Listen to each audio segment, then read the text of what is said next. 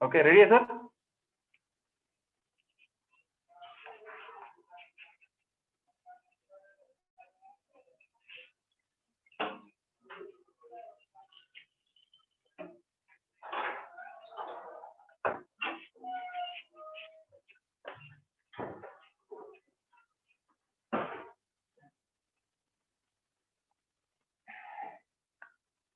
युवराज sir ready है? आप अपना mic mute करिए।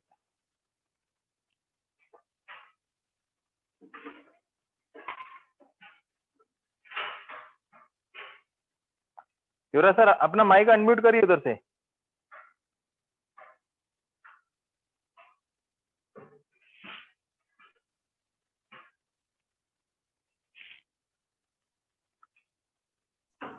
Yes sir. ओके, अभी आवाज आ रहा है? अभी आवाज आ रहा है। Thank you. ओके, रेडी है ना आप? Yes sir, ready. Okay okay, ठीक है sir. Good morning. Good morning and good morning all participants. तो आज का जो मीटिंग है, how to become a good professional speaker, एक बहुत ही अच्छा प्रोफेशनल स्पीकर कैसे बन सकते हैं। और स्पेशली ये जो स्पीच, ये जो आज का जो ट्रेनिंग प्रोग्राम है, ये एक बहुत ही स्पेशल ट्रेनिंग प्रोग्राम है, क्योंकि आज जो ट्रेनर हमारे साथ आए हुए हैं, जैसे कि बहुत सारे लोग उनको जानते भी हैं, कुछ लोग जैसे लास्ट टाइम रेकग्निशन नेट में उन्होंने होस्टिंग किया था, बट वो एक प्रोफेशनल ट्रेनर है, एनएलपी ट्रेनर है, और उन्होंने बहुत सारे कॉर्पोरेट कंपनीज में, बहुत सारी जगहों पे, बहुत सारे corporate company, school, colleges, management level में बहुत सारे ट्रेनिंग लेने के लिए उनको बुलाया जाता है। और महाराष्ट्र के टॉप मोस्ट ट्रेनर्स में से आते हैं, डीएक्सन के एग्जीक्यूटिव सीनियर स्टार डायमंड हैं। तो मैं आज ऐसे ही ट्रेनर को, क्योंकि एक प्रोफेशनल स्पीकर बनने का जो ट्रेनिंग वही दे सकता है जो अपने आप में एक बेहतरीन और प्रोफेशनल ट्रेनर हो। तो आज ऐसे ही स्पीकर आज हमें मिले हैं और मराठी में स्पीच रहेगा। तो मैं चाहूंगा कि सभी लोग इसको बहुत ही ध्यान से सुने। तो welcome Yuvraj sir for this meeting, and Marathi speech के लिए आपका बहुत ही स्वागत है। आपने बहुत ही कीमती टाइम अपना दिया। मैं चाहता हूं कि आप आगे कंटिन्यू करें। वेलकम। Thank you thank you.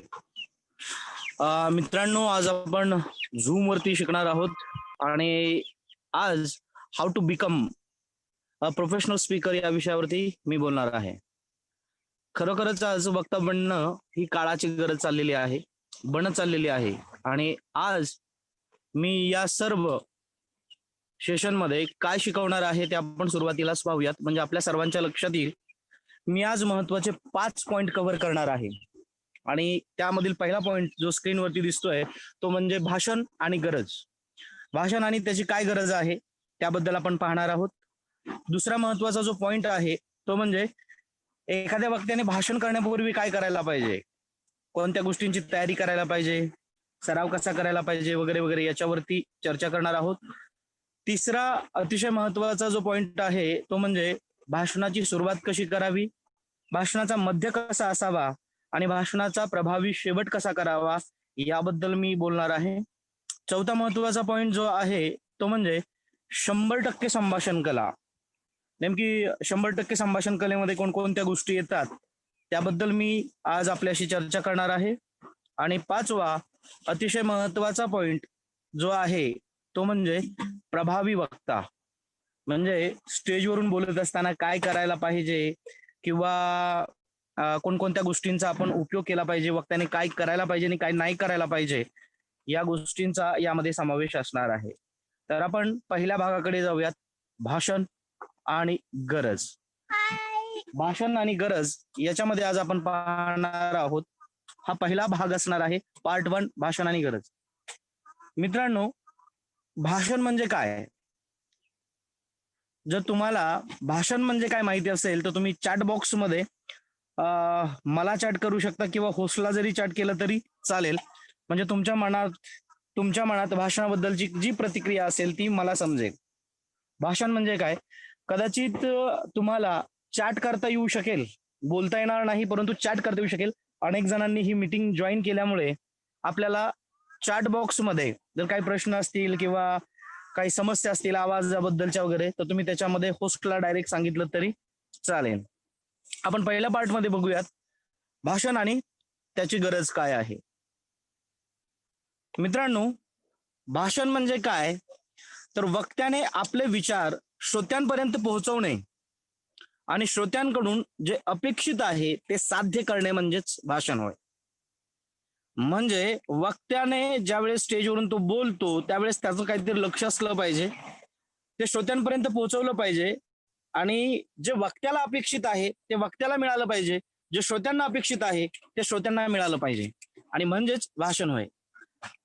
भाषणाबद्दल सांगायचं झालं तर दोन गोष्टी फार महत्वाच्या आहेत. भाषण ही एक अशी कला आहे की जी बोलणाऱ्यालाही आनंद देते आणि ऐकणाऱ्यालाही आनंद देते. म्हणजे वक्ता त्यालाही बोलताना आनंद होतो आणि श्रोता त्यालाही ऐकताना आनंद होतो. म्हणून भाषणाला दुधारी तलवार असं म्हटलं जातं. मित्रांनो, सगळ्यात महत्वाचा प्रश्न आहे की आज तुम्ही या सेशनमध्ये अनेक जण जॉईन झालेला आहात. मला तुम्हाला सगळ्यांना एक प्रश्न विचारायचा आहे आणि तो म्हणजे की वक्ता का व्हायचं आहे. सगळ्यात महत्वाचा प्रश्न आहे, वक्ता का व्हायचंय. कारण जोपर्यंत तुमच्याकडे वक्ता का व्हायचंय याचं मेन कारण नसेल, रिझन तुमच्याकडे नसेल, तर वक्ता बनणं कठीण आहे. मित्रांनो, वक्ता बनणं ही काळाची गरज आहे.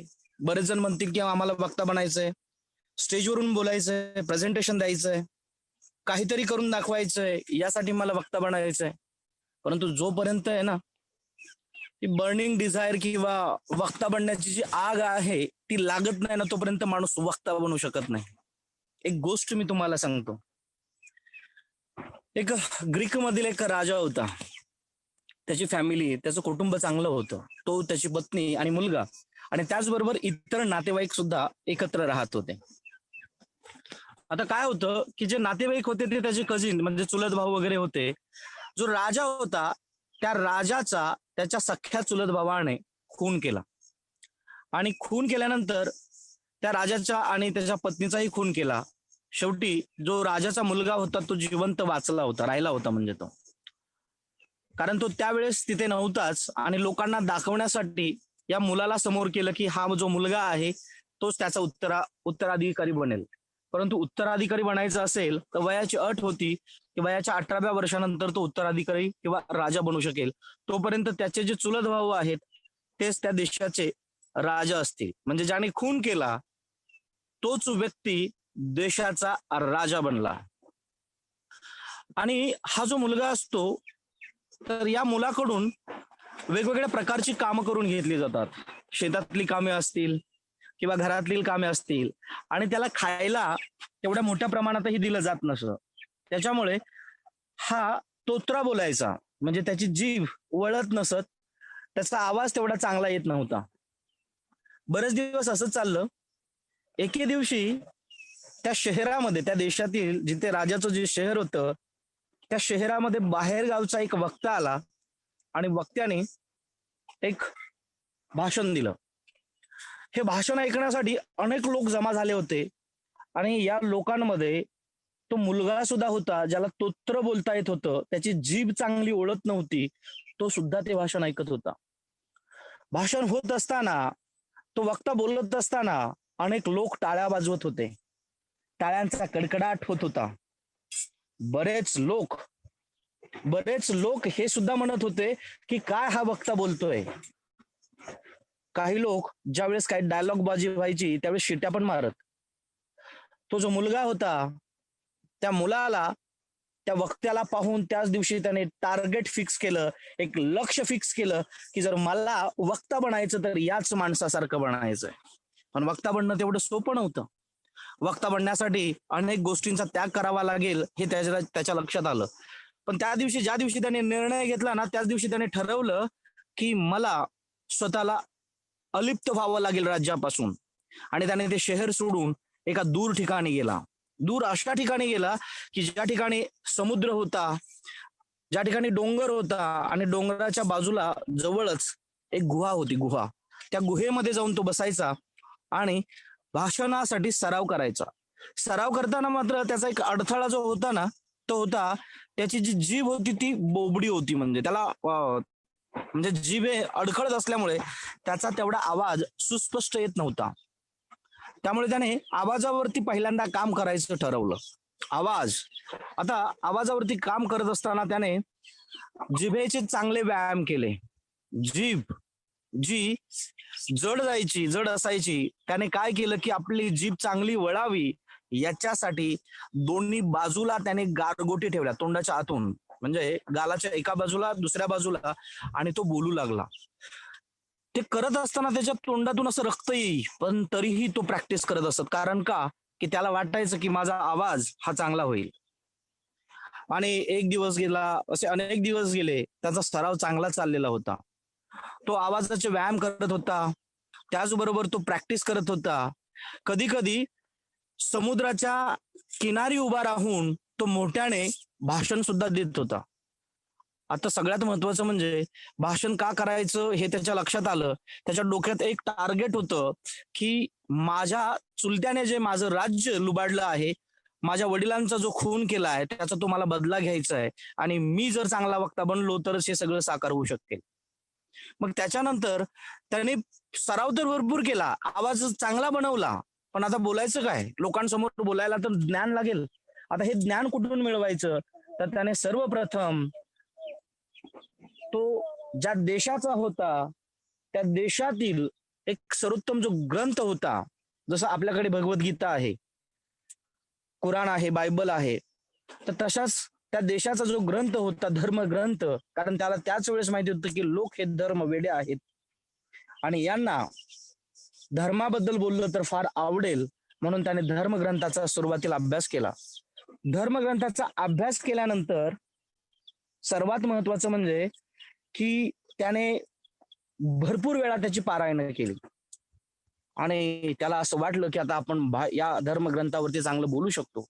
त्याने एक आजूबाजूचं एक गाव होतं, त्या गावात जाऊन बोलायला सुरुवात केली, सगळ्या लोकांना जमा केला आणि बोलायला सुरुवात केली. तर काही लोकांनी थोड्या वेळासाठी त्याचं भाषण ऐकलं, निघून गेले. शेवटी एक दोन माणसंच होती, आणि त्याला असं वाटलं की मी तर बोलत होतो पूर्वी, ज्या वेळेस तो एक वक्ता बोलत होता त्यावेळेस त्याच्या समोरून माणसं जात नव्हती, आणि माझ्या समोरून माणसं का उठून जाऊ लागलेत? त्याच्यासमोर प्रश्न पडला होता. त्याने विचार केला, अभ्यास केला, आणि त्याच्या लक्षात आलं की आपण कुठेतरी सरावात कमी पडत आहोत.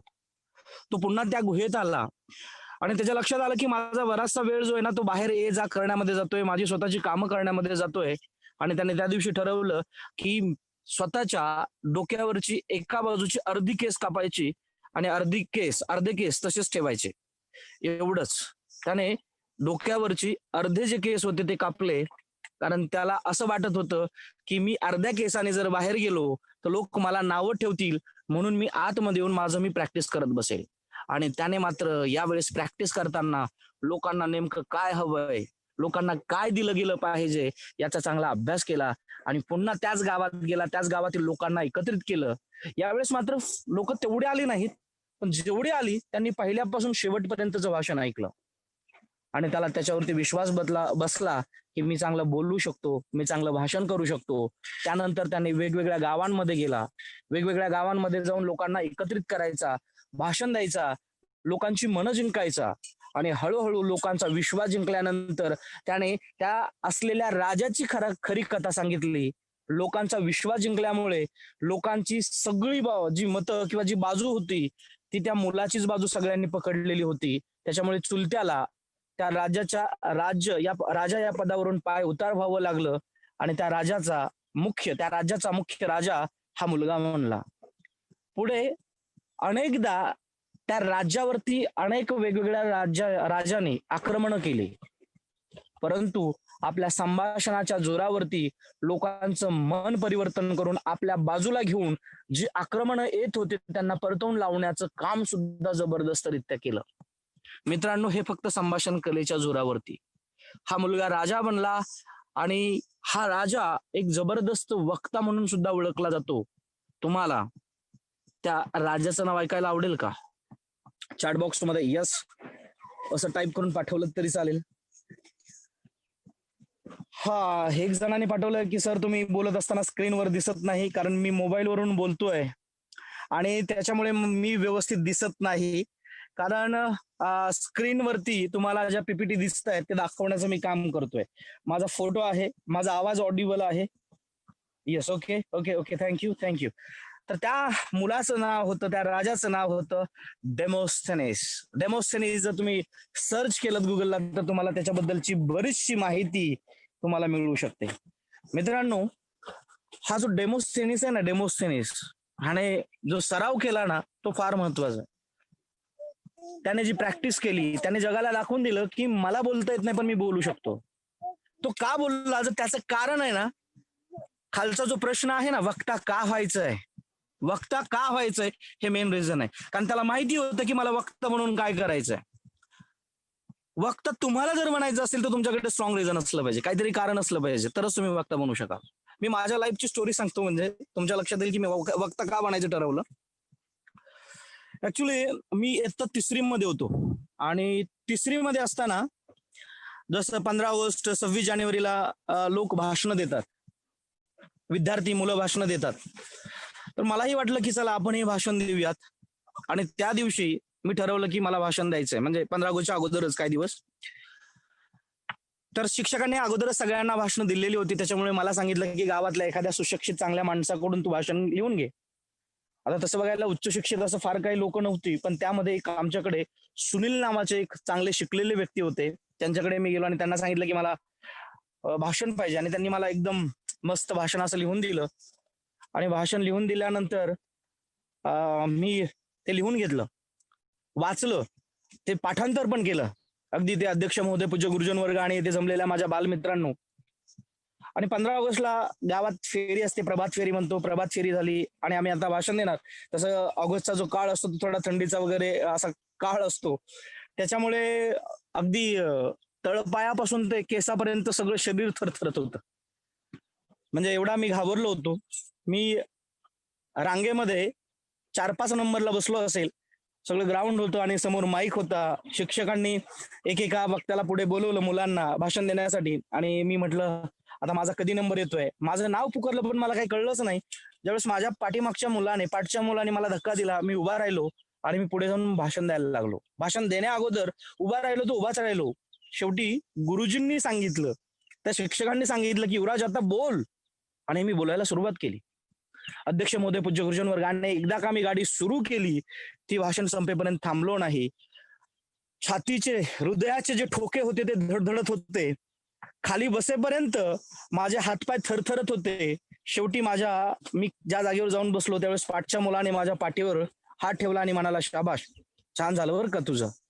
आणि मला तो शब्द अजूनही आठवतो की तो मुलगा ज्यावेळेस म्हणाला की छान झालं तुझं, तेव्हापासून मला असं वाटलं की आपण जर भाषण दिलं तर लोकांची शाबासकी मिळते, आणि शाबासकी मिळते म्हणजे काहीतरी चांगलं होईल. आणि त्याच्यानंतर मी अनेक चांगल्या चांगल्या वक्त्यांना ऐकू लागलो. आणि त्याच दिवशी ठरवलं की जर मला काहीतरी करून दाखवायचं असेल, जीवनामध्ये यशस्वी व्हायचं असेल, तर मला पब्लिक स्पीकिंग वरती मात करावी लागेल, पब्लिक स्पीकिंग मला शिकावं लागेल. आणि त्या दिवसापासून मी अनेक पुस्तकांचं वाचन केलं, अनेक ट्रेनर आहेत त्यांच्याकडून प्रशिक्षण घेतलं, आणि आज मी तुमच्या समोर how to become a professional speaker या विषयावरती मी बोलत आहे. मित्रांनो, स्ट्रॉंग रिझन तुमच्याकडे असलं पाहिजे. तुमचं जे स्ट्रॉंग रिझन आहे ना, ते लक्षात ठेवा की काय आहे तुमच्याकडे, की तुम्हाला नेमकं का वक्ता बनायचंय ते ठरवा, म्हणजे तुम्ही नक्कीच वक्ता बनवू शकाल. 3 महत्वाच्या गोष्टी आहेत, म्हणजे इथं पण भाषणाची एक व्याख्या असते, त्याचबरोबर संभाषणाची एक व्याख्या असते, आणि संवादाची व्याख्या असते. या तिन्ही गोष्टी वेगवेगळ्या आहेत, परंतु आपण एकाच दृष्टिकोनातून घेतो. त्या 3 गोष्टी कोणत्या आहेत त्या आपण बघूयात. पहिली जी व्याख्या आहे ती भाषणाची व्याख्या आहे, आणि ही जी व्याख्या आहे, भाषण म्हणजे वक्त्याने आपल्या विचार, विकार, भावनांची श्रोत्यांवर छाप पाडणे म्हणजेच भाषण होय. वक्त्याने आपल्या विचार, विकार आणि भावनांची श्रोत्यांवर छाप पाडणे म्हणजेच भाषण होय. दुसरं महत्वाचं संभाषण. बघा, दुसरं, वक्ता आणि श्रोता यांच्यामध्ये सहजपणे चाललेला संवाद म्हणजे संभाषण. वक्ता आणि श्रोता यांच्यामध्ये सहजपणे चाललेला जो संवाद असतो त्याला म्हणतात संभाषण. आणि आता संवाद म्हणजे काय, खालची जी व्याख्या आहे, 2 किंवा अधिक व्यक्तींमधील चाललेली विचारांची आदान प्रदानाची प्रक्रिया म्हणजे संवाद. या तिन्ही व्याख्या समजून या व्यवस्थित. तुम्हाला माहिती असेल की आपल्याला पण शिकवलं जातं किंवा माहिती आहे, 1 to 1 ज्यावेळेस आपण हे प्रेझेंटेशन देतो तर 1 to 1 प्रेझेंटेशन दिलं जातं, 1 to few आणि 1 to many असं प्रेझेंटेशन दिलं जातं. आता अजून एक व्याख्या आहे ती मला तुम्हाला या ठिकाणी सांगावीशी वाटते आणि ती म्हणजे व्याख्याता. व्याख्याता पहा, व्याख्याते अनेक आहेत, म्हणजे की जसं कोणी शिवचरित्रावरती बोलतं किंवा कोणी एखादा विषय घेऊन बोलतं. व्याख्याता म्हणजे काय, एकच व्यक्ती एकाच विषयावरती संपूर्ण ज्ञानपूर्ण जो भाषण देऊ शकतो तो असतो व्याख्याता. म्हणजे एखाद्या विषयामध्ये तो मास्टर बनलेला असतो, त्यावेळेस त्याला व्याख्याता असं म्हटलं जातं. या तिन्ही व्याख्या तुम्हाला समजल्यात का? म्हणजे कमेंट बॉक्स मध्ये पटकन यस करा, म्हणजे आपण पुढे जाऊया. तिन्ही व्याख्या समजल्यात का? काही प्रॉब्लेम? ओके ओके ओके, पटकन पटकन. तुम्ही ऐकताय ना सगळेजण?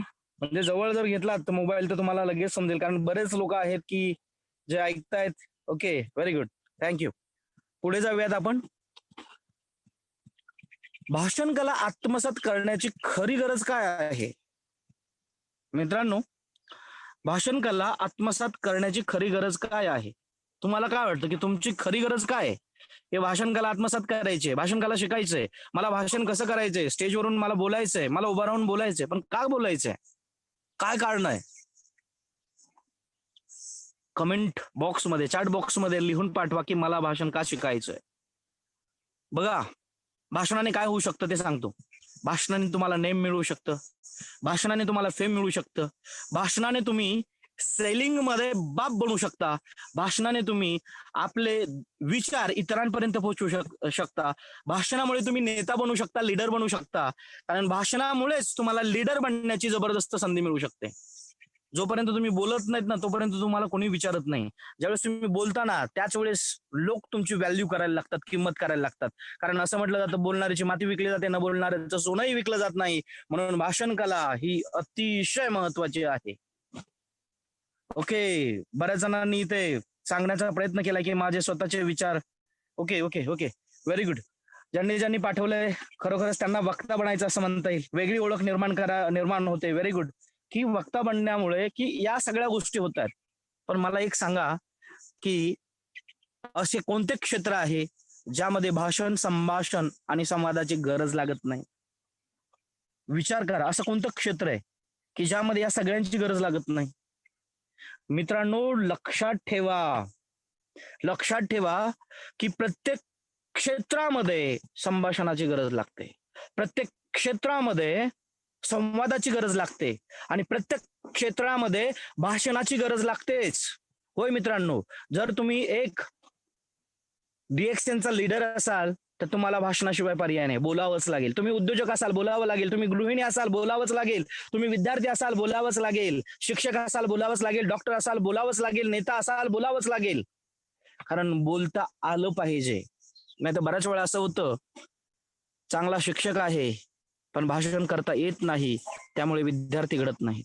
चांगला डॉक्टर आहे, ज्ञानी डॉक्टर आहे, पण भाषण करता येत नाही, त्याच्यामुळे त्यांना रुग्ण मिळत नाही. चांगला वकील आहे, बोलता येत नाही, त्याच्यामुळे त्याला चांगले अशील्स मिळत नाहीत. चांगला लीडर आहे पण बोलता येत नाही, टीम मध्ये अधिक माणसांना जोडता येत नाही. चांगला नेता आहे पण कार्यकर्ताच मिळत नाही, कारण भाषण करताच येत नाही. म्हणून भाषण शिकण्याची गरज आहे. गृहिणी आहे परंतु घर घडवता येत नाही, कारण चांगला संभाषण चातुर्य नाही. मित्रांनो, संभाषणाची गरज सगळ्या क्षेत्रात आहे. असं कोणतं क्षेत्र नाही की ज्या क्षेत्रात संभाषणाची गरज लागत नाही. प्रत्येक ठिकाणी संवाद चालतोच. एवढंच काय, पशु पक्ष्यांमध्ये सुद्धा संवाद चालतोच. म्हणजे पशु पक्षी सुद्धा एकमेकांशी गप्पा मारतात, बोलतात. तुम्ही बघितलं असेल पक्ष्यांमध्ये, ज्यावेळेस दोन पक्षी आपापसात भांडण करत असतात किंवा चिडत असतात, कधी तुम्ही कोंबड्यांची भांडणं बघितली असतील किंवा कधी पक्ष्यांची भांडणं बघितली असतील, तर एकमेकांशी त्यांच्या आवाजाच्या माध्यमातून एकमेकांना काहीतरी बोलण्याचा प्रयत्न करत असतात, काहीतरी बोलत असतात. म्हणजे संभाषण हे एकमेव असं क्षेत्र आहे की जिथे सगळीकडेच उपयोग होतो. सकाळी उठल्यापासून रात्री झोपेपर्यंत संवाद चालतो, संभाषण चालतो. आणि एवढंच काय, झोपेत सुद्धा स्वप्नांच्या माध्यमातून आपण एकमेकांशी बोलत असतो. काही काही स्वप्न पडतात, कसले विचार येतात वगैरे वगैरे. म्हणजे आपलं अनकॉन्शियस, सबकॉन्शियस जे माइंड असतं ते चालूच असतं. म्हणजे संभाषण कला ही अतिशय महत्वाची आहे मित्रांनो. दुसऱ्या भागाकडे जाऊयात आपण. आणि जो दुसरा भाग आहे तो म्हणजे भाषण करण्यापूर्वी. मित्रांनो, तुम्हाला काय वाटतं, भाषण करण्यापूर्वी आपण काय करायला पाहिजे? Tell me. तुम्हाला जे वाटतं ना ते कमेंट चॅट बॉक्स मध्ये लिहून पाठवा की भाषण करण्यापूर्वी काय करायला पाहिजे. Yes please. ओके, काय करायला पाहिजे? ओके ओके, भाषणाची तयारी करायला पाहिजे. वा, म्हणजे भाषण करण्यापूर्वी भाषणाची तयारी झालीच पाहिजे. शाबास, प्रॅक्टिस, सायलेन्स माइंड, चिंतन, प्रिपरेशन. Very good. अजून अजून काय, अजून काय? Very good. भाषण करण्यापूर्वी मी आज तुम्हाला 5 ते 6 गोष्टी सांगणार आहे आणि जर तुम्ही व्हिज्युअलाइज करायला पाहिजे. Very good, very good. ज्या 6 गोष्टी आहेत जर या सांगितल्या आणि जर तुम्ही मी जसं सांगितलं तसं जर केलं ना तर तुम्ही संभाषण कलेमध्ये म्हणजे प्रिपरेशन करण्यामध्ये तयारी करण्यास म्हणजे भाषण करण्यापूर्वी जी तयारी करायची असते ती फार चांगल्या पद्धतीने होऊ शकते. शार्पन द सॉ हा एक नियम आहे. म्हणजे की कोणतीही गोष्ट करायची असेल तर अगोदर शार्पन द सॉ हा जो नियम आहे ना तो आपण चांगल्या पद्धतीने जगलो पाहिजे. म्हणजे कसं की कोणतीही गोष्ट करण्यापूर्वी त्याची जर तयारी असेल ना तर फार चांगलं होतं. सेल्समध्ये एक नियम आहे. म्हणजे सेल्समध्ये जर एखाद्या प्रॉस्पेक्टला आपल्याला जर प्रेझेंटेशन द्यायचं असेल ना तर बऱ्याच लोकांचं कसं होतं की डायरेक्ट जातात आणि प्रेझेंटेशन देतात. पण जर तुम्ही बघितलं असेल की प्रॉस्पेक्ट असेल तर त्या प्रॉस्पेक्टचा आपण अगोदर अभ्यास करतो की हा व्यक्ती कशा स्वरूपाचा आहे, याला काय आवडेल, त्याला काय झालेलं तर नाही ना, त्याच्या फॅमिलीमध्ये कोण आहे, त्याला कोणत्या विषयाची आवड आहे वगैरे वगैरे, या सगळ्या गोष्टींचा आपण अभ्यास करतो. त्याला ज्या गोष्टींमध्ये रुची आहे, इंटरेस्ट आहे, त्या गोष्टींचा अभ्यास करतो आणि मग आपण प्रेझेंटेशन देतो. जर असंच म्हणजे अशी तयारी करून जर आपण प्रेझेंटेशन दिलं तर प्रेझेंटेशन सक्सेसफुल बनण्याचे चान्सेस जे आहेत ना ते 100% असतात. म्हणजे बऱ्यापैकी प्रेझेंटेशन पॉवरफुल बनू शकतं. मित्रांनो, इथं सगळ्यात महत्वाचं आहे की अनेक लोकांना आम्ही बघतो, पाहतो, तर ते प्रेझेंटेशन शिवाय बोलत राहतात. म्हणजे प्रेझेंटेशन सॉरी तयारी न करताच बोलतात. आणि कधी कधी काय होतं माहिती आहे का, ते म्हणतात ना बिगिनर्स लक. म्हणजे जे सुरुवातीला बोलतात ना कधीतरी, जे आयुष्यात कधीच बोलले नाहीत आणि ते बोलायला लागतात, त्यावेळेस त्यांचं भाषण चांगलं होतं आणि बाकी लोक पण अप्रिशिएट करतात, अरे वा पहिल्यांदाच बोललाय, फार चांगलं बोललायस वगैरे वगैरे. तर त्या माणसाला असं वाटायला लागतं की मी भाषणाची तयारी न करता डायरेक्ट मनात जे येईल ते बोललो तर भाषण फार चांगलं होईल. हा गोड गैरसमज आहे असं समजावा. काल मी ज्यावेळेस सुजित नायर सरांना फोन केला होता की म्हटलं, त्यांनी मला ऑलरेडी पीपीटी पाठवल्या होत्या की पाठीमागे एक प्रेझेंटेशन झालं होतं आणि सर तुम्ही हे घेऊन म्हणजे प्रेझेंटेशन देऊ शकाल का. मी म्हटलं नाही सर, एक तर माझ्याकडे पीपीटी नाहीत, मी डायरेक्ट असं ऑडिओवरतीच बोलेन. तर म्हटलं, ते म्हणाले ठीक आहे. पण मी रात्री विचार केला, माझ्याकडे काही लॅपटॉप नाही, काही नाही, मी मोबाईलवरतीच WPS जे आहे याच्यावरती पीपीटी बनवण्याचा प्रयत्न करत होतो आणि बऱ्यापैकी माझ्याकडे जे मटेरियल होतं ते फक्त मला गुंफवायचं होतं आणि मी या प्रेझेंटेशन मध्ये गुंफवण्याचा प्रयत्न केला. तुम्हाला जे प्रेझेंटेशन आहे किंवा ज्या पीपीटी आहे त्या आवडतायत का? चॅट बॉक्स मध्ये रिप्लाय करा, यस ऑर नो. म्हणजे मला याच्यात अजून चांगल्या पद्धतीने सुधारणा येईल, काही सजेशन्स असतील तर तुम्ही कळवू शकता. म्हणजे तुम्ही ऍक्टिव्ह राहाल. मी हे मध्ये मध्ये जे ऍक्टिव्हिटी घेतोय त्याचं कारण आहे की तुम्ही याच्यामध्ये ऍक्टिव्ह राहाल आणि माझी इच्छा आहे की तुम्ही सगळ्यांनी ऍक्टिव्ह असलंच पाहिजे, कारण की तुम्ही एक महत्वाचं स्किल शिकताय. फक्त इथं एक मोठा प्रॉब्लेम काय आहे माहिती आहे का, की कम्युनिकेशन स्किल आहे ना, हे ज्यावेळेस तुम्ही ऍक्च्युअल मध्ये करताना त्याच वेळेस शिकायला येतं. नाही तर नाही. तुम्हाला पोहण्याचं माहिती असेल की जर तुम्ही तलावाच्या बाहेर उभे आहात आणि मी तुम्हाला सगळं माहिती सांगतोय की पोहणं म्हणजे काय, पाण्यात उडी टाकायची असते, उडी टाकल्यानंतर पोटाखाली पाणी असं ओढायचं असतं, पाय मागे आपटायचे असतात, पाण्यात अशी बुडी घेतली जाते वगैरे वगैरे, असं जर सांगितलं ना तर तुम्ही म्हणाल सर जोपर्यंत मी पाण्यात जात नाही तोपर्यंत मला शिकता येणार नाही. यस मित्रांनो, जोपर्यंत तुम्ही बोलणार नाही तोपर्यंत तुम्हालाही बोलता येणार नाही. आणि म्हणून मग आपल्याला भाषण करण्यापूर्वी काय करायला पाहिजे या गोष्टींचा आपण अभ्यास करूयात. भाषण का करायचे आहे ते ठरवा. मित्रांनो, भाषणाचे वेगवेगळे उद्देश असू शकतात. म्हणजे तुम्हाला कुठेही भाषण द्यायचं असेल ना, आजपासून लक्षात ठेवा, भाषणाचे वेगवेगळे उद्देश असू शकतात. उदाहरणार्थ मला प्रेझेंटेशन डन करायचं असेल. दुसरं, मला प्रेक्षकांची मनं माझ्या बाजूंनी वळवायची असतील. किंवा माझा हा पण उद्देश असू शकेल की मला माझं मत इतरांना पटवून द्यायचं आहे किंवा मनोरंजन करणं हा सुद्धा माझा उद्देश असू शकेल. किंवा मला माझ्या प्रोडक्टची विक्री करायची आहे हा सुद्धा माझा उद्देश असू शकेल. वेगवेगळ्या प्रकारचे उद्देश असू शकतात. कथाकथन हा उद्देश असू शकेल, गोष्ट सांगणे हा एक उद्देश असू शकेल, करमणूक करणे हा एक उद्देश असू शकेल, किंवा माहिती देणं हा एक उद्देश असू शकेल. वेगवेगळे उद्देश आहेत. तुमचा आहे ना उद्देश ठरवा. म्हणजे तुम्ही ज्यावेळेस पण म्हणजे कधी तुम्हाला भाषण करायचं असेल, हे लॉकडाऊन संपल्यानंतर किंवा तुम्ही झूम मीटिंग वरती वगैरे, भाषणाचा उद्देश नेमका ठरवा.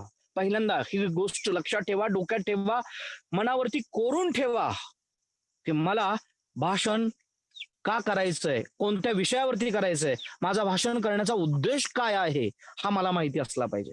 कदाचित बरेच जण असतात, प्रेझेंटेशन देतात, अगदी मी बघतो की रिएक्शन मध्ये बऱ्याच वेळा प्रेझेंटेशन वगैरे होतात, पण शेवटी ज्यावेळेस सेल्स करण्याची वेळ येते ना, त्यावेळेस आपण आहे ना, तो सेल्स तेवढा प्रभावीरित्या नाही करत. कारण काय, की मला प्रेझेंटेशन द्यायचं ही माझी वेगळी मानसिकता असते, मला सेल काढायचं की नाही ही माझी वेगळी मानसिकता असते. त्याच्यामुळे बऱ्याच वेळा वक्त्यांची आहे ना फसगत होण्याची शक्यता असते. दुसरं सगळ्यात महत्वाचं आहे विषयाचे ज्ञान. मित्रांनो, तुम्ही ज्या विषयावरती तुम्हाला भाषण करायचंय त्या विषयावरील संपूर्ण ज्ञान असायला पाहिजे. म्हणजे त्या विषयाबद्दल काय, कसलं ज्ञान असलं पाहिजे तुम्हाला नेमकं. तर या विषयाची सुरुवात कधीपासून झाली, हा विषय केव्हापासून तयार करण्यात आलेला आहे, या विषयाबद्दल मी लोकांना काय देऊ शकतो, माझ्याकडे असं काय वेगळं आहे की जे अनेक लोक आहेत त्यांच्यापेक्षा माझ्याकडे काय वेगळं आहे. बरं, लोकांना हे दिलं तर लोकांना हे आवडेल का, रुजेल का, पटेल का, समजेल का, या सगळ्या गोष्टींचा विचार करणं अत्यंत आवश्यक आहे. आणि मग जे विषयाचं ज्ञान आपल्याकडे असतं ना, म्हणजे इतरत्र सगळीकडे आहे, ते जे ज्ञान आहे हे मिळवावं कुठून, तर आपण टीव्ही वरून मिळवू शकतो. न्यूजपेपर आहेत, पुस्तक आहेत, वाचन आहे, किंवा तुम्ही आज गुगलला, युट्यूबला सर्च केलं तर बऱ्यापैकी नॉलेज आपल्याला मिळायला लागतं. हा, युट्यूब असेल किंवा बाकीचा जो प्रॉब्लेम आहे ना एक असतो तो म्हणजे ते व्हिडिओ कुठे कुठे पण असतात, एकत्रित काहीच मिळत नाही.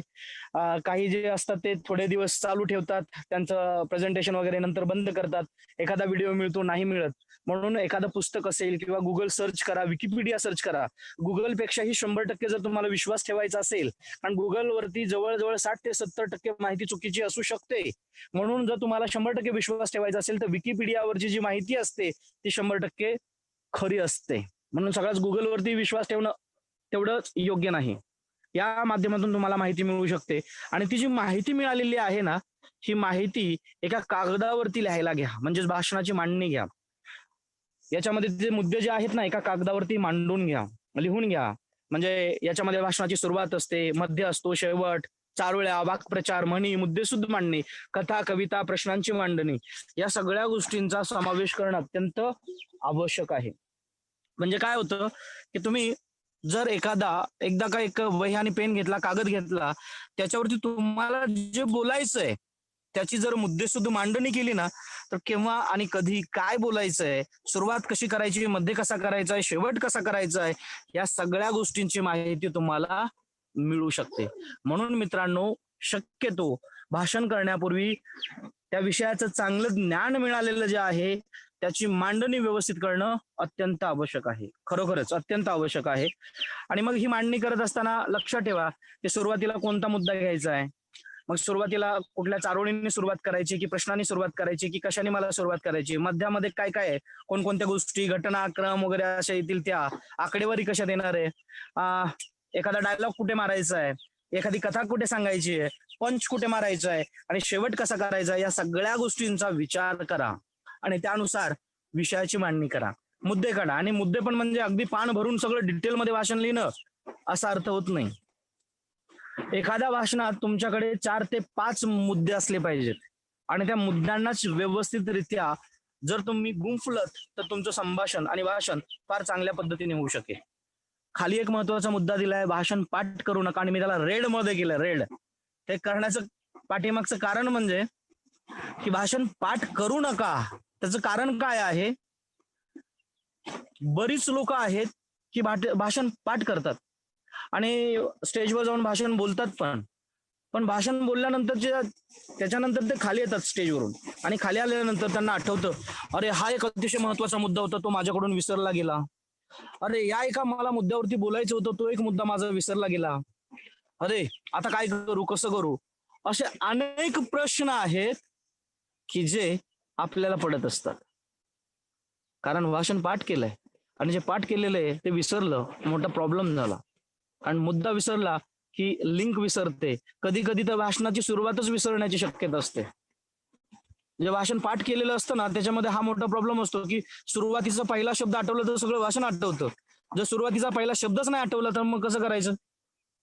जसं परीक्षेमध्ये उत्तर लिहिताना होतं पहा बऱ्यापैकी, बऱ्याच विद्यार्थ्यांचं, बऱ्याच लोकांचं? यस और नो? यस. कारण बरेच जण आहेत, सुरुवात ही चांगली करणं अत्यंत आवश्यक असतं मित्रांनो. आणि म्हणून भाषण पाठ करू नका. हे मेंदूवरती कोरून ठेवा, डोक्यात ठेवा. भाषण पाठ करायचं नाहीच, भाषण समजून घ्यायचं आहे. भाषण कधीही पाठ करू नका प्लीज. मी पुन्हा सांगतोय की भाषण हे कधीच पाठ नाही केलं गेलं पाहिजे. भाषण हे समजून उमजून घेणं अत्यंत आवश्यक आहे. आवाज येतो ना सगळ्यांना म्हणजे व्यवस्थित? कमेंट बॉक्स मध्ये लिहा म्हणजे मला समजेल. कारण आजूबाजूला थोडा हवेचा आवाज येतोय. मी गावी आलो, मी पुण्यामध्ये नाही, त्याच्यामुळे. Okay okay, thank you thank you. हो ओके ओके. तर भाषण पाठ करू नका मित्रांनो. पुढं सराव सगळ्यात महत्वाचं मित्रांनो. सराव सराव जर केला ना तर माणसाला चांगलं वक्ता बनता येऊ शकतं. युद्धापूर्वी जेवढा तुम्ही घाम गाळाल तेवढंच रणांगणात रक्त कमी सांडेल. युद्ध तयारी म्हणतात, तसंच भाषणाची तयारी करणं अत्यंत आवश्यक आहे. त्याला म्हणतात सराव. सराव आणि सरावाला पर्याय नाही. भाषण देण्यापूर्वी किमान 21 वेळा सराव केला पाहिजे. ज्या विषयावरती बोलायचंय, ज्याच्यावरती भाषण द्यायचंय, त्याचा किमान किमान म्हटलंय मी, कमीत कमी 21 वेळा. म्हणजे 21 वेळा का सराव करायचा? त्याचं कारण आहे, कमीत कमी 21 वेळा सराव केल्यानंतर त्यातल्या बऱ्याचशा गोष्टी आपल्या लक्षात राहू शकतात. तसं तर एका भाषणाच्या किमान 100 तरी प्रॅक्टिस झाल्या पाहिजेत. ज्यावेळेस 100 प्रॅक्टिस होतात त्यावेळेस तुम्ही त्या विषयावरती चांगलं बोलू शकता. चांगलं म्हणजे मास्टर बनायला मदत होते. तो विषय चांगला तुम्हाला समजलेला असतो. म्हणून सराव हा 21 वेळा तरी किमान करावा. मित्रांनो, तुम्ही जे सगळे ऐकताय ना माझं, तुम्हाला सगळ्यांना एक प्रश्न विचारायचा आहे की तुम्ही तुमच्या आयुष्यात कधी भाषण करण्यापूर्वी 21 वेळा एखाद्या भाषणाचा सराव केलाय का? यस और नो? बघा, म्हणजे कमेंट बॉक्स मध्ये मला पाठवा. नाही नाही नाही नाही. ओके. म्हणजे विचार करा की 21 वेळा आपण सराव करत नाहीत आणि आपण बोलणार की नाही मी बेस्ट वक्ता बनेल. असं होऊ शकत नाही.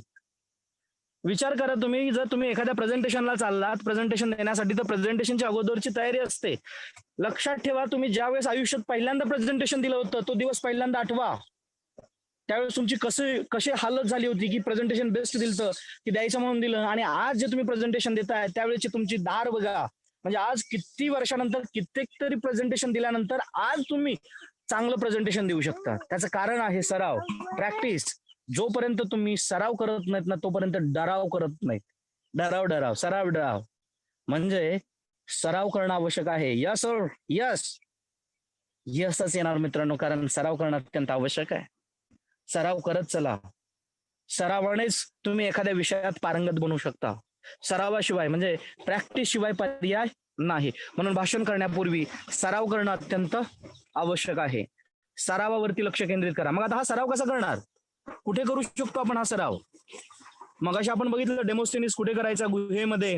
डोक्यावरचे अर्धे केस कापले होते. त्याचबरोबर तो समुद्र किनारी उभा राहायचा, समुद्राकडे पाहून तो प्रेझेंटेशन द्यायचा. मग मी कुठे सराव करायचा? आणि त्यातल्या त्यात आता तर कोरोना आहे, कोरोनाच्या काळात कुठे सराव करणार?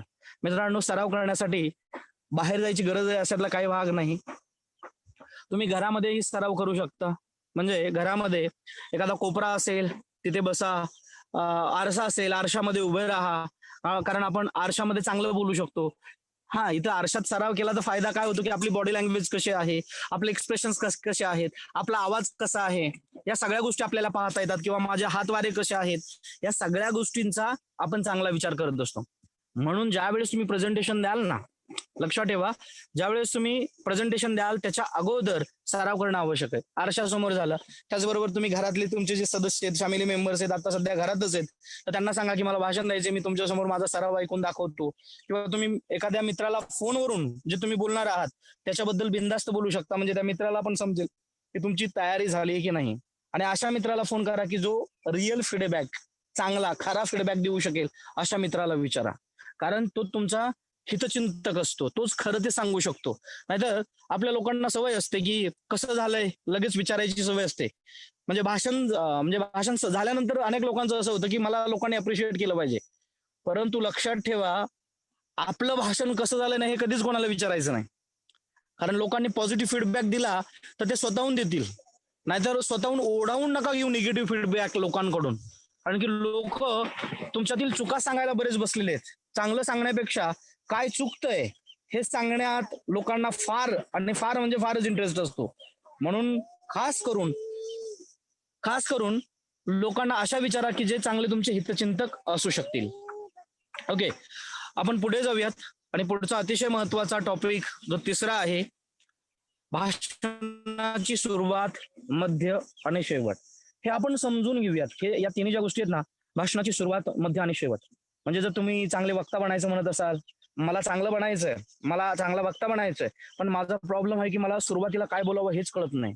पहिल्या 5 मिनिटात तर मी विसरल्यासारखंच होतो, किंवा माझा हार्ट बीटचा रेट हा जबरदस्त वाढलेला असतो. बघा, विचार करा अनेकांच्या मनात. आणि म्हणजे भाषण करण्यापूर्वी अर्धा 1 तास तर मला काय करावं आणि काय कळतच नाही.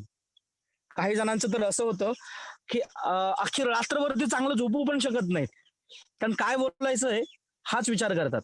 मी नवीन लोकांच्या बाबतीत बोलतोय बरं का, नाही तर तुम्ही जे चांगले पण वक्ते ऐकता तिथे त्यांनी असं समजू नका की आम्ही असं करत नाहीत, आम्ही डायरेक्ट बोलतो वगैरे वगैरे.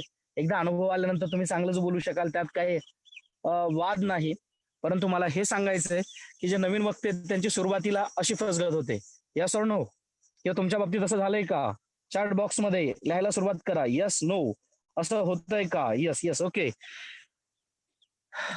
ओके ओके, लिहितायत. म्हणजे माझंही लक्ष आहे मित्रांनो.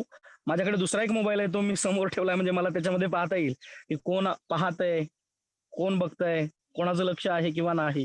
नाहीतर मी एकटाच बोलायचो आणि तुमचं लक्ष नसायचं, तर याला काय अर्थ राहणार नाही. म्हणून मी पाहतोय. Very good. भाषणाची सुरुवात. आता ही जी भाषणाची सुरुवात आहे ना मित्रांनो, ही सगळ्यात महत्वाची असते. म्हणजे भाषणाची सुरुवात म्हणजे हे अर्ध यश असतं, अर्ध यश, जर चांगली झाली तर. ज्या भाषणाची सुरुवात चांगली असते, ज्या भाषणाची सुरुवात चांगली असते, ते भाषण 100% चांगलंच होण्याची शक्यता जास्त असते. ज्या भाषणाची सुरुवात चांगली नसते, ते भाषणाचा शेवट चांगला होईल की नाही, तर जवळजवळ 100% हाच रेश होतो की ते भाषण चांगलंच होत नाही, कारण की सुरुवात तेवढी प्रभावी झालेली नाही. म्हणून सुरुवात कशी चांगली करता येईल यावरतीच फोकस ठेवा मित्रांनो. भाषणाची सुरुवात अतिशय महत्वाची आहे. भाषणाची सुरुवात मग कशी करायला पाहिजे, तर भाषणाची सुरुवात वेगवेगळ्या पद्धतीने करता येते. आणि जी पहिली पद्धत आहे ती म्हणजे एक पारंपरिक पद्धत आहे. आणि ती पारंपरिक पद्धत कुठली माहिती आहे का तुम्हाला? पारंपरिक पद्धत म्हणजे ही जुनी पद्धत आहे, म्हणजे सगळीकडे वापरली जाते, राजकीय भाषणात वापरली जाते, इव्हन वेगवेगळ्या मोठमोठ्या कार्यक्रमात वगैरे वापरली जाते. आणि ती जी असते ती म्हणजे सगळ्यांचा नामोल्लेख केला जातो, अगदी मोठ्यापासून जे स्टेजवर अगदी छोटे छोटे आहेत आणि जे समोरचे बसलेले त्यांच्या सगळ्यांची नावं घेतली जातात. म्हणजे कशा पद्धतीने, आता जसं आपण इथे बघत आहोत, तर इथे आपण असं म्हणू शकतो की क्राऊन अँबॅसिडर माननीय श्री संतोषजी देवकर सर, व्यासपीठावर उपस्थित असलेले शिवाजी माळी सर, प्राध्यापक बालाजी जाधव सर, त्याचबरोबर इथे जबरदस्त मोटिवेटर, एक चांगले वक्ते असलेले प्रवीण साळुंके सर. अशा पद्धतीने एकेकाचं नाव घेत घेत घेत घेत घेत घेत आपण शेवटी इथे जमलेले माझे बंधू आणि भगिनींनो, मित्र आणि मैत्रिणींनो, आज मी how to become a professional speaker या विषयावरती बोलणार आहे. अशा पद्धतीने तुम्ही भाषणाची एक सुरुवात करू शकता, जी सुरुवात सगळ्यांची नावं घेतल्यामुळे सगळ्यांना बरं वाटायला लागेल आणि आनंद वाटायला लागेल, कारण की माझं नाव घेतलं. हा, इथे एक ड्रॉबॅक पण असा असतो, आणि तो म्हणजे काय, तर एखाद्या व्यक्तीचं नाव नाही घेतलं तर त्याला राग येतो. दुसरं, त्या नावाचा जर क्रमवार जरी चुकला तरी त्या एखाद्या माणसाचं मन दुखवण्याची शक्यता असू शकते. याच्यासाठी थोडस लिखाण केलं पाहिजे, म्हणजे पूर्वतयारी म्हणतो ना आपण, म्हणजे मला सुरुवातीला कसं सुरुवात करायची आहे ती, ही एक पद्धत आहे समजा. ओके, आता दुसरी पद्धत काय आहे ती आपण पाहूयात. आणि दुसरी म्हणजे प्रसंग सांगून भाषणाची सुरुवात. म्हणजे तुम्ही गेलायत आणि काहीच म्हणजे डायरेक्टच गुड मॉर्निंग म्हणालात आणि डायरेक्ट आपल्या जीवनातील एखादा प्रसंग सांगितला. बरं, तुमची इतरांच्या आयुष्यातील एखादा प्रसंग सांगितलात, किंवा आता प्रवासाचा जरी प्रसंग सांगितलात, तरी सुद्धा तो प्रवासाचा प्रसंग असेल किंवा याचा असेल, फक्त तो प्रसंग हा विषयाशी निगडीत असला पाहिजे, हे लक्षात ठेवा. भाषणाची सुरुवात करताय, विषयाशी निगडीतच भाषणाची सुरुवात झाली पाहिजे.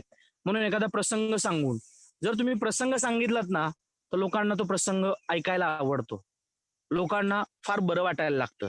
आता मी माझा जीवनातील एक प्रसंग जर सांगायचं म्हटलं तर मी तुम्हाला लगेच सांगेल की मी 8वी 9वी 10वी ला होतो आणि त्या काळात आमच्याकडे परिपाठ सुरू झाला होता आणि परिपाठामध्ये बोधकथा एक सांगायची असते. ज्या ज्यावेळेस परिपाठ असायचा त्या परिपाठामध्ये मी सहभागी व्हायचो आणि त्यावेळेस माझ्याकडे बोधकथा ही फिक्स असायची. बोधकथा एखादी पेपरमध्ये आलेलं कात्रण ते चांगलं वाचायचं, त्याची चांगली प्रॅक्टिस करायची आणि न पाहता सर्व विद्यार्थ्यांच्या समोर बोधकथा सांगायची. मित्रांनो, ही बोधकथा मला प्रोफेशनल स्पीकर बनण्यासाठी मला त्याची फार मदत झाली. म्हणजे पहा, आपण आपलं जो जीवन आहे या जीवनात आपल्याला अनेक वेळा शालेय जीवनात अनेक वेळा भाषण करण्याची संधी मिळाली, पण ती संधी आपण सोडत गेलो. आणि मग मी इथून पुढे आज मी याच विषयावरती बोलणार आहे, how to become a professional speaker.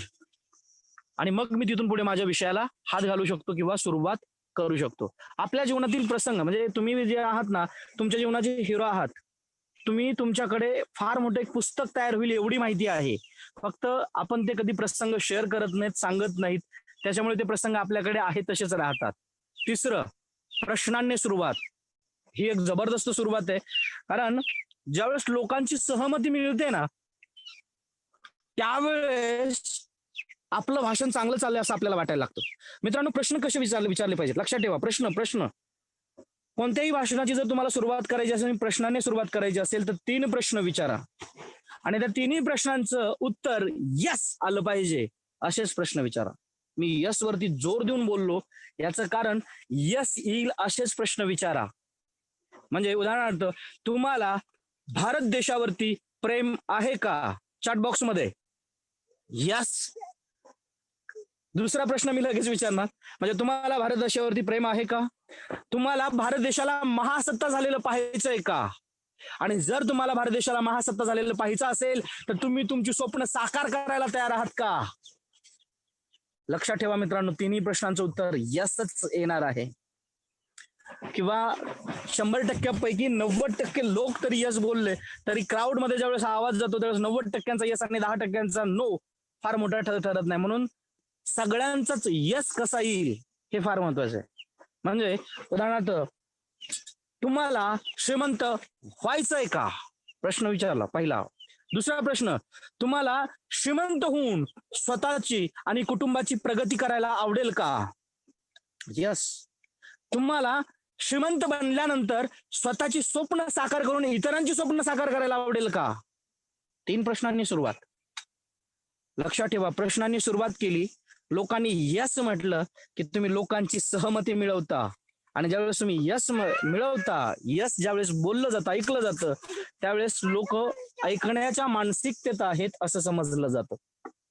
लोकांची ऐकण्याची मानसिकता आहे असं मानलं जातं. सहमती मिळवणे, यस म्हणण्यातला हा जो एक भाग आहे, लोकांकडून यस मिळवला म्हणजे सहमती मिळवली असा त्याचा अर्थ होतो.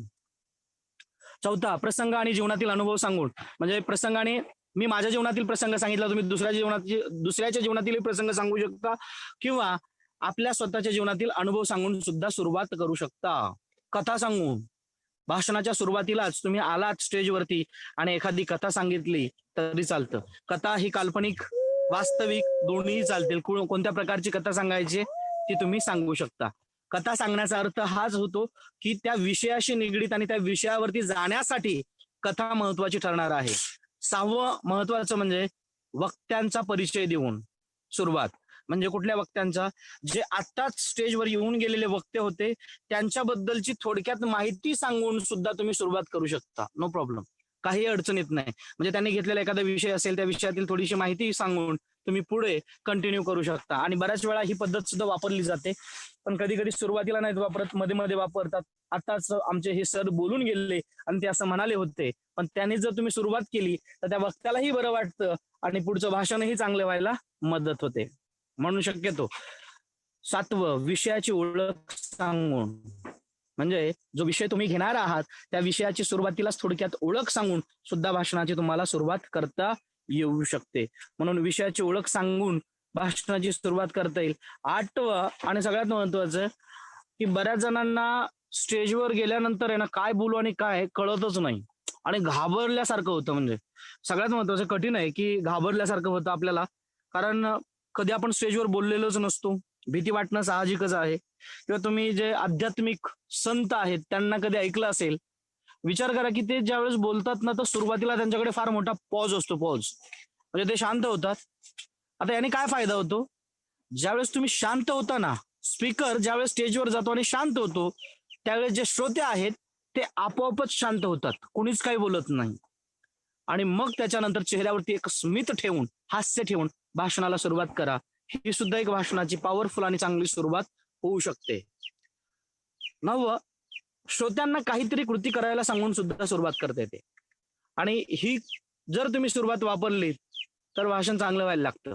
म्हणजे समजा गुड मॉर्निंग, जे आपण गुड मॉर्निंगनी सुरुवात करता, जर तुम्ही आलात किंवा नमस्कारने सुरुवात केली, गुड मॉर्निंगने सुरुवात केली, ज्याने तुम्हाला सुरुवात करायची त्यावेळेस सगळ्यांना सांगायचं की दोन्ही हात वरती करा आणि गुड मॉर्निंग बोला. म्हणजे कृती आली आणि गुड मॉर्निंग आवाजही आला. लोकांनाही लगेच त्याच्यामध्ये सहभागी व्हायला ते लगेच मदत होते. आपल्या कार्यक्रमाला म्हणजे जबरदस्त प्रतिसाद मिळण्याची दाट शक्यता असते. आणखी अनेक पद्धती आहेत जर तसं बघायला गेलं तर. आता त्या सगळ्याच इथं सांगायचं म्हटलं तर भाषणाची सुरुवात हाच 1-2 तासाचा मोठा विषय बनवू शकेल. म्हणून मित्रांनो, मी तुम्हाला तर हाच सल्ला देईल की ज्या पद्धती आहेत ना, ज्या बाकीच्या शिल्लक राहिलेल्या त्या तुम्ही शोधा. तुम्हाला माहिती झाल्या पाहिजेत की कोणकोणत्या पद्धती आहेत. कारण त्या पद्धतींचा जर अभ्यास केला तर भाषणाची सुरुवात कशी करावी हा प्रश्नच राहणार नाही. आणि सगळ्यात मोठा आपल्या समोर वासून जो प्रश्न उभा राहतो तो म्हणजे भाषणाची सुरुवात कशी करावी. यस ऑर नो मित्रांनो, चॅट बॉक्स मध्ये यस ऑर नो. आपल्या समोर हाच प्रश्न असतो की भाषणाची सुरुवात कशी करावी. आपल्याला अनेकदा हाच प्रश्न पडतो, भाषणाची सुरुवात अशी झाली पाहिजे, तशी झाली पाहिजे, की अशी करू की तशी करू. यस मित्रांनो, आता आपण जाऊयात भाषणाच्या मध्याकडे. सगळ्यात महत्वाचा भाषणाचा मध्य. आता मी भाषणाची सुरुवात, मध्य आणि शेवट याला थोडं क्रिकेटशी जोडतो. तुम्हाला क्रिकेट पाहायला आवडतं का? चॅट बॉक्स मध्ये यस नो. काही जणांना यस असेल म्हणजे मला तशी थोडक्यात माहिती देता येईल तुम्हाला मित्रांनो, म्हणून म्हणतोय. क्रिकेट बद्दल म्हणजे काय की क्रिकेटमध्ये ना भाषणाची सुरुवात तशी क्रिकेटची सुरुवात, क्रिकेटचा मध्य आणि शेवट असतो. तसंच एक्झॅक्टली तसंच झालं पाहिजे आपल्या स्पीच मध्ये सुद्धा. म्हणजे सुरुवातीला बघा तुम्ही, जे सुरुवातीला जे पॉवर प्ले असतो 15 ओव्हरचा वन डे मध्ये, आणि क्रिकेट जर 20-20 असेल तर त्याच्यात काही 7 ओव्हरचा काहीतरी हा असतो पॉवर प्ले. तर यामध्ये ना जो बॅट्समन असतो ना, जे पहिले 2 बॅट्समन येतात ना, त्यांचं एकच काम असतं की बॅटिंग करणं जबरदस्त. तसंच वक्त्याचं पण हेच काम असलं पाहिजे, आल्यानंतर जबरदस्त प्रेझेंटेशन देणं सुरुवातीला, म्हणजे भाषणाच्या सुरुवातीला. आणि मध्यामध्ये मग कसं असतं, सिंगल डबल काढत काढत मध्येच कुठेतरी एखादा चौकार, एखादा षटकार मारणं जे असतं ना, ते म्हणजे मध्यामध्ये झालं पाहिजे. सिंगल डबल अशा पद्धतीने जो क्रिकेटमध्ये खेळ होतो, अशाच प्रकारे तुमच्या भाषणाच्या मध्यामध्ये सुद्धा असंच झालं पाहिजे. म्हणजे जो विषय तुम्ही घेतलेला आहे त्या विषयाची माहिती ज्यावेळेस तुम्ही स्पष्ट करता, त्यावेळेस तुम्हाला भाषणाच्या मध्यामध्ये भरपूर वेळ असतो की तो विषय चांगला स्पष्ट करण्यासाठी. आणि म्हणून मग ज्या वेळेस तुम्ही भाषणाच्या मध्यामध्ये विषयाची माहिती स्पष्ट करायला लागता, त्यावेळेस तो विषय सोपा व्हायला मदत होते. म्हणून मित्रांनो, विषयाची माहिती स्पष्ट करा. जर तुम्हाला भाषणाच्या मध्यात काय बोलावा हा प्रश्न पडत असेल तर विषयाची माहिती स्पष्ट करा. आणि मित्रांनो, आपल्याला सगळ्यांना सांगायचं झालंच तर भाषणाच्या मध्यात नवीन स्पीकर असो किंवा जुना स्पीकर असो, हे सगळे चांगलं बोलतात. फक्त काही लोकांना थांबवण्याची गरज असते. कधी कधी कंटाळवाणं वगैरे व्हायला लागतं, आणि हाच काळ असतो.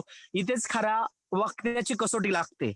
इथेच खऱ्या प्रेक्षकांची सुद्धा कसोटी लागते की कोणता म्हणजे क्रिकेटर चांगला खेळणार आहे आणि कोणता नाही. आणि इथेच वक्त्याची कसोटी लागते की तो कसा बोलणार आहे, श्रोत्यांना कसं पटवणार आहे. आणि हे सगळ्यात महत्वाचं ठरतं भाषणाच्या मध्यामध्ये सुद्धा, की लोकांचं लक्ष, अटेन्शन ग्रॅब करू शकतो की नाही. ओके. दुसरं, एक एक मुद्दा स्पष्ट करा. उदाहरणार्थ, मी आज जसं how to become a professional speaker यामध्ये 5 महत्वाचे मुद्दे घेतलेले आहेत. या 5 महत्वाच्या मुद्द्यांमध्ये जर पहिला मुद्दा बघितला आपण तर म्हणजे भाषण आणि गरज काय आहे तो बघितला आपण. जर दुसरा मुद्दा जर बघितला तर याच्यामध्ये आपण भाषण करण्यापूर्वी म्हणजे भाषणाची तयारी त्याच्यात आपण बघितली. आणि हा तिसरा मुद्दा पाहत आहोत, भाषणाची सुरुवात, मध्य आणि शेवट. अशा पद्धतीने तुम्ही मुद्दे सांगू शकता. बऱ्याच वेळा मी ज्यावेळेस कुठल्या कार्यक्रमात 2 तासाचा एखाद्या शाळेवरती प्रोग्राम वगैरे असेल, तर त्या ठिकाणी माझी भाषणाची सुरुवात ठरलेली असते. कुठले 5 मला महत्वाचे मुद्दे घ्यायचे, ते मुद्दे मी भाषणाच्या मध्यामध्ये घेतो आणि शेवट मी तुम्हाला सांगणारच की शेवट कसा केला पाहिजे. याने काय होतं, की तुमची एक एक मुद्दा जो आहे ना, तो आपल्या लक्षात राहतो आणि त्या मुद्द्याला कसं स्पष्ट करायचं हे आपल्याला चांगलं जमतं. आणि मुद्देसूद बोललेलं प्रत्येक प्रेक्षकांना पण आवडतं. म्हणून मुद्दे स्पष्ट करत चला. तिसरा महत्वाचा मुद्दा, मध्यात गोष्टी सांगा. गोष्टी सगळ्यांनाच आवडतात, गोष्ट कोणाला आवडत नाही. लहान थोरांसोबत सगळ्यांना गोष्टी आवडतात. म्हणून गोष्टी कशा सांगता येतील याच्यावरती काम करा. आणि गोष्टी कशा सांगायच्या, कुठून सांगणार? गोष्टींची पुस्तकं वाचा. बाजारामध्ये भरपूर पुस्तकं आहेत गोष्टींची, ती गोष्टींची पुस्तकं वाचा आणि त्या गोष्टी सांगा. आणि मी खास करून तुम्हाला सगळ्यांना सांगेन की ज्या मोटिवेशनल स्टोरीज आहेत ना, त्या स्टोरीज ऐका. युट्यूबला पण मोटिवेशनल स्टोरीज टाका, भरपूर स्टोरीज येतील. पुस्तकं बघा, म्हणजे अनेक पुस्तकं आहेत की जे पुस्तकं म्हणजे जॅक कॅनफिल्ड यांची तर Chicken Soup for the Soul, Chicken Soup for the Soul नावाची एक सिरीजच आहे. याच्यामध्ये भरपूर गोष्टी आहेत. आपल्याकडेही सुद्धा भरपूर लेखक आहेत की ज्यांच्याकडे भरपूर, ज्यांनी स्टोरी सांगितलेल्या आहेत किंवा त्या स्टोरी ते सांगत राहतात त्यांच्या पुस्तकाच्या माध्यमातून. म्हणून पुस्तकांमधील गोष्टी वाचा, कारण त्या गोष्टी कधी तुम्हाला संभाषणात उपयोगी पडतील ते सांगता येत नाहीत. कारण गोष्ट वाचली की आपल्याला इम्प्लिमेंट करता येते. माझं पुस्तक पण आहे, त्याच्यामध्ये मी बऱ्याच गोष्टींचा समावेश केला आहे. शिकाल भाषण तर कराल शासन अप्रतिम पुस्तक आहे आणि त्यातलीच बरीचशी माहिती मी आज या तुम्हाला प्रेझेंटेशन मध्ये देतोय. म्हणजे पुस्तकामध्ये बराचसा भाग ही तुम्हाला, सगळाच नाही पण बराचसा भाग तुम्हाला पाहता येईल. म्हणून मध्यामध्ये जेवढ्या शक्य असतील तेवढ्या गोष्टी सांगा. तुमच्याकडे गोष्टींचा साठा आहे का मला कळवा, म्हणजे यस और नो चॅट बॉक्स मध्ये. नसतील तर तो कुठून मिळवणार त्याची सुरुवात करा की मला कुठून मिळवता येईल. अगोदर सगळं प्रेझेंटेशन ऐका, नाही तर मग पुन्हा आता सर्च करायला गेला तर मग बाकीचं राहून जायचं. म्हणून हा मित्रांनो बघा, विषयाला अनुसरून प्रसंग सांगा. म्हणजे जर तुम्हाला भाषण करायचंय आणि भाषणाच्या मध्यामध्ये आलेला आहात, तर जो विषय घेतलाय ना तुम्ही, त्या विषयाला अनुसरून प्रसंग सांगितला गेला पाहिजे. म्हणजे लोकांना तुमच्या जीवनामध्ये फार इंटरेस्ट असतो. ज्यावेळेस तुम्ही एखादा प्रसंग सांगायला लागता ना, लगेच तुमचं लक्ष त्यांच्याकडे जायला लागतं. आता बघा, मी माझ्या जीवनातील एक प्रसंग तुम्हाला सांगणार आहे. तुम्ही लक्ष देऊन ऐकायला तयार आहात का?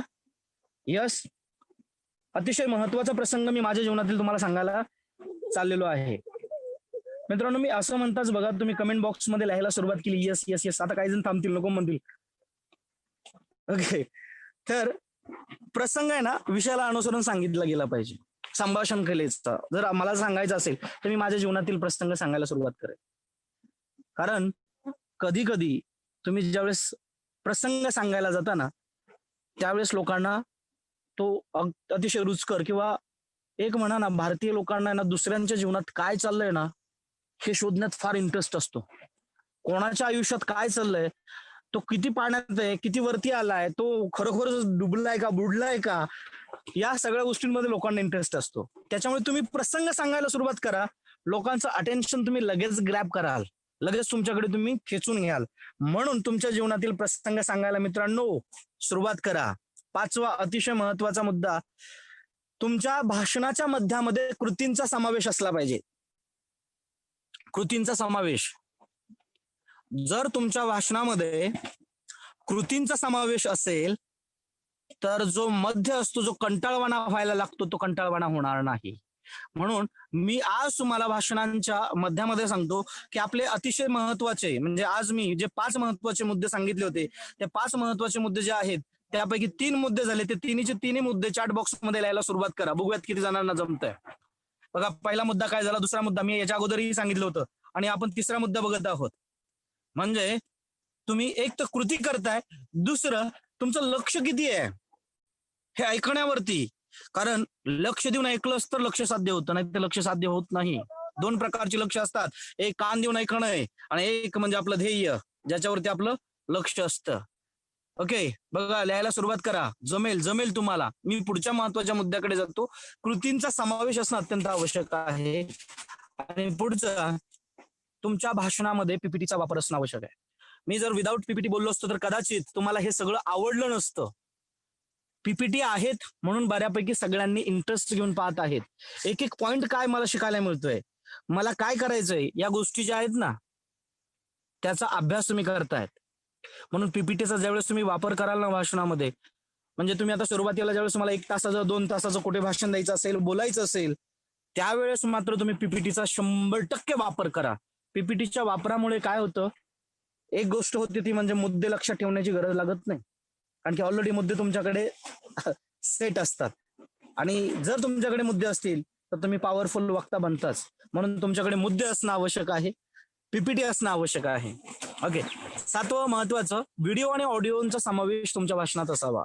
ज्यावेळेस तुमच्या प्रेझेंटेशन मध्ये व्हिडिओज आणि ऑडिओज असतील ना, तर लोकांना थोडस जर मध्येच व्हिडिओ दाखवला तर थोडीशी रिलॅक्सेशनसाठी मदत होते.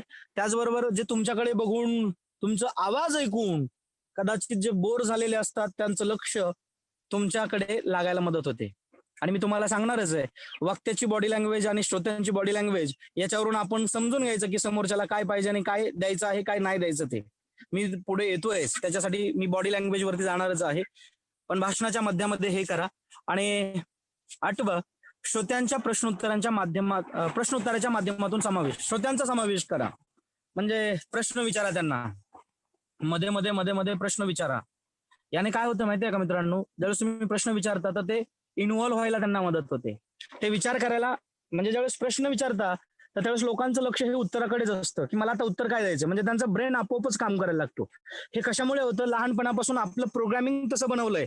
म्हणून कोणीही प्रश्न विचारला की उत्तराची आपली मानसिकता बनते. उत्तर काय द्यायचंय कसं नाही, आपल्या फक्त ब्रेनला एवढंच कळतं की मला आता काहीतरी बोलून मला उत्तर द्यायचं आहे. आणि करतात असं बऱ्यापैकी आहे ना. अनेक लोक आहेत की जे उत्तर देण्यासाठी रेडी असतात. यस और नो? होय मित्रांनो, यस. त्याचबरोबर भाषणाचा शेवट अतिशय महत्वाचा आहे. ओके, भाषणाचा शेवट.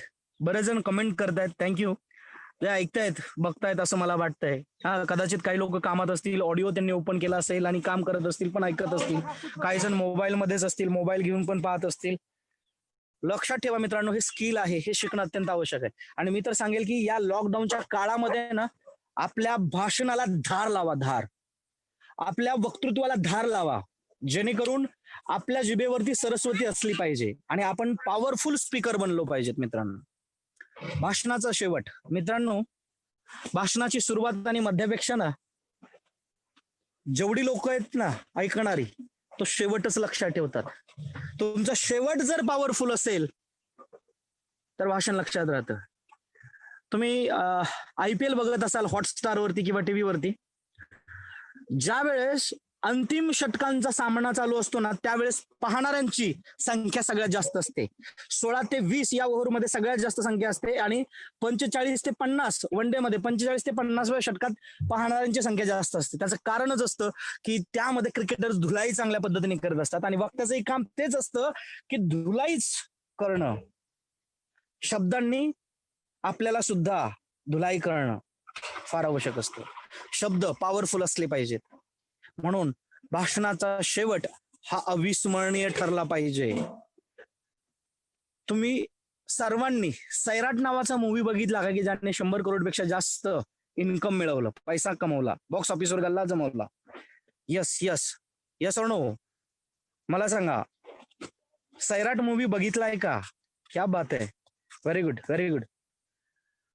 सैराट मूवीचा ज्यावेळेस तुम्ही थिएटर मधून बाहेर पडला होता त्यावेळेस तुम्ही आनंदी होता की दुःखी होता? आनंदी होता की दुःखी होता? सॅड. Okay, sad. दुःखी होता? होय, दुःखी होता. दुःखी होता कारण की शेवट हा दुःखदायक होता. तसं बघायला गेलं तर मूवी तर नंबर 1च होता. त्याच्यामध्ये मजा होती, गाणे धमाल होती, सगळं चांगलं होतं. पण ज्यावेळेस थिएटरच्या बाहेर पडलो त्यावेळेस आम्ही काय घेऊन बाहेर पडलो होतो? शेवट. आणि मित्रांनो, हेच खरं आहे की तुम्ही ज्या वेळेस भाषण करता तर ज्यावेळेस लोक घरी जातात ना त्यावेळेस तुमचा शेवट घेऊन जातात. तुम्ही शेवटी काय बोलताय ना हेच घेऊन जातात. म्हणून तुमचा शेवट हा तर तुम्ही जबरदस्त. आणि जर शेवट प्रभावी नसेल तर नो, मग प्रॉब्लेमॅटिक. म्हणून शेवट पॉवरफुल करण्यावरती काम करा, याच्यासाठी मेहनत करा, अभ्यास करा.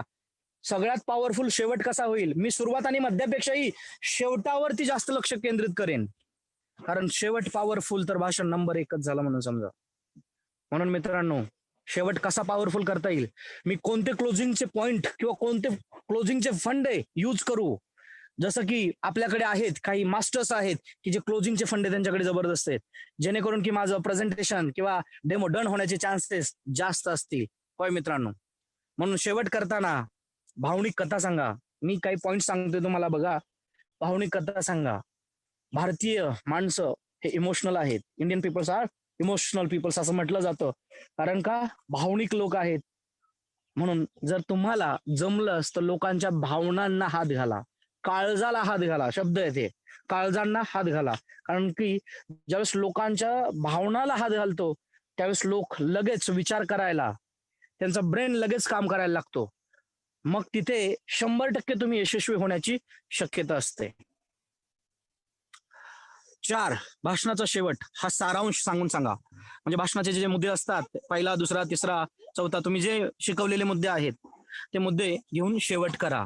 5वं महत्वाचं, कृती करण्यास भाग पाडणे. शेवटी जाताना त्यांना काहीतरी कृती करायला सांगा. म्हणजे डान्स करायला लावणं ही कृती झाली. म्हणजे शेवटी एखाद्या सॉन्ग वरती डान्स, कारण की हॅपी, किंवा एकमेकांशी गप्पा मारायला सांगा, किंवा एखादा विषय तिथे एकमेकांशी शेअर करायला सांगा. आता आपण ऑनलाईन आहोत, नाहीतर कदाचित कृती आपण बऱ्याचशा घेतल्या असत्या, म्हणून कृती करण्यास भाग पाडणं. 6वा महत्वाचा मुद्दा जो आहे, दमदार घोषणा. म्हणजे आपण पुढे बोलायचं, घोषणा द्यायची, लोकांना पाठीमागे द्यायला सांगायच्या. बघा ना, एक एक घोषणा असते, ती घोषणाच पॉवरफुल असते. आणि त्या म्हणजे चले जाओ, महात्मा गांधीजींनी हे एक वापरलं होतं त्यार की चले जाओ. चले जाओ ही घोषणा म्हणली. तुम मुझे खून दो, मैं तुम्हें आजादी दूंगा. बरोबर ना. अच्छे दिन आएंगे, अच्छे दिन, घोषणा. मित्रांनो, हे जे शब्द आहेत ना, हे पॉवरफुल आहेत. आणि हा जो शेवट असतो ना घोषणा देऊन केलेला, हा कधीही पॉवरफुल ठरू शकतो. जसं भारत माता की जय आपण बोललो तर आपोआपच भारत माता की म्हटलं की जय येणार. छत्रपती शिवाजी महाराज म्हटलं की जय येणार. छत्रपती संभाजीराजे म्हटलं की जय येणार. सेम त्याच पद्धतीने जर शेवट करायचा आहे तर 3-4 वेळा अशा घोषणा द्या की जय जय येईल. जसं की कमॉन, पुढे सगळेच बोलतील डीएक्सएन, कमॉन डीएक्सएन, अशी एक घोषणा बनू शकेल. घर घर डीएक्सएन. म्हणजे तुम्ही अशा पद्धतीने काही स्वतःच्या घोषणा चांगल्या पद्धतीने तयार करू शकाल. 7वं, आव्हान करून. जनतेला, श्रोत्यांना आव्हान करून एखादं आव्हान करा की मी सर्वांना आव्हान करतो की आज या ठिकाणी जे बसलेला प्रत्येक व्यक्ती आहे, यापैकी एक जरी वक्ता म्हणला तरी माझ्या या कार्यक्रमाचं चीज झालं असं मी समजेल. तुमच्यापैकी किती जण असे आहेत की जे वक्ता बनायला तयार आहेत? Raise your hands. मी असं करेल. म्हणजेच की आव्हान करून सुद्धा मला लोकांना भाषणाचा मला शेवट करता येऊ शकेल. जर तेच नाही जमलं तर घरी करायला लोकांना काहीतरी द्या, अभ्यास द्या. लोक अभ्यास करतील, माहिती नाही किती करतील, पण ज्यांना खरोखरच काहीतरी करायचंय ते अभ्यास करतील. अभ्यास द्या. ज्यावेळेस तुम्ही अभ्यास द्याल त्यावेळेस जबरदस्त होऊ शकेल. आणि प्रार्थना घ्या. नाहीच काही जमलं तुम्हाला तर राष्ट्रगीत घ्या, किंवा नाहीच काय जमलं तर पसायदानाने शेवट करा. जे पसायदान पीपीटी वरती असेल किंवा तुम्ही मोबाईल वरती ते लावू शकता. पसायदान असेल, राष्ट्रगीत असेल, प्रार्थना असेल, तर तुमचा शेवट हा पॉवरफुल होऊ शकेल. आणखी बरेचसे शेवट आहेत जे सगळे सांगणे इथे मला तेवढं शक्य नाही, म्हणून ते सगळे नाही सांगत. जेवढे दिलेले आहेत यामधील प्रत्येक शेवट उपयोगात आणा, नक्कीच तुम्हाला यश मिळेल. हा 3रा महत्वाचा पॉइंट कंप्लीट झाला.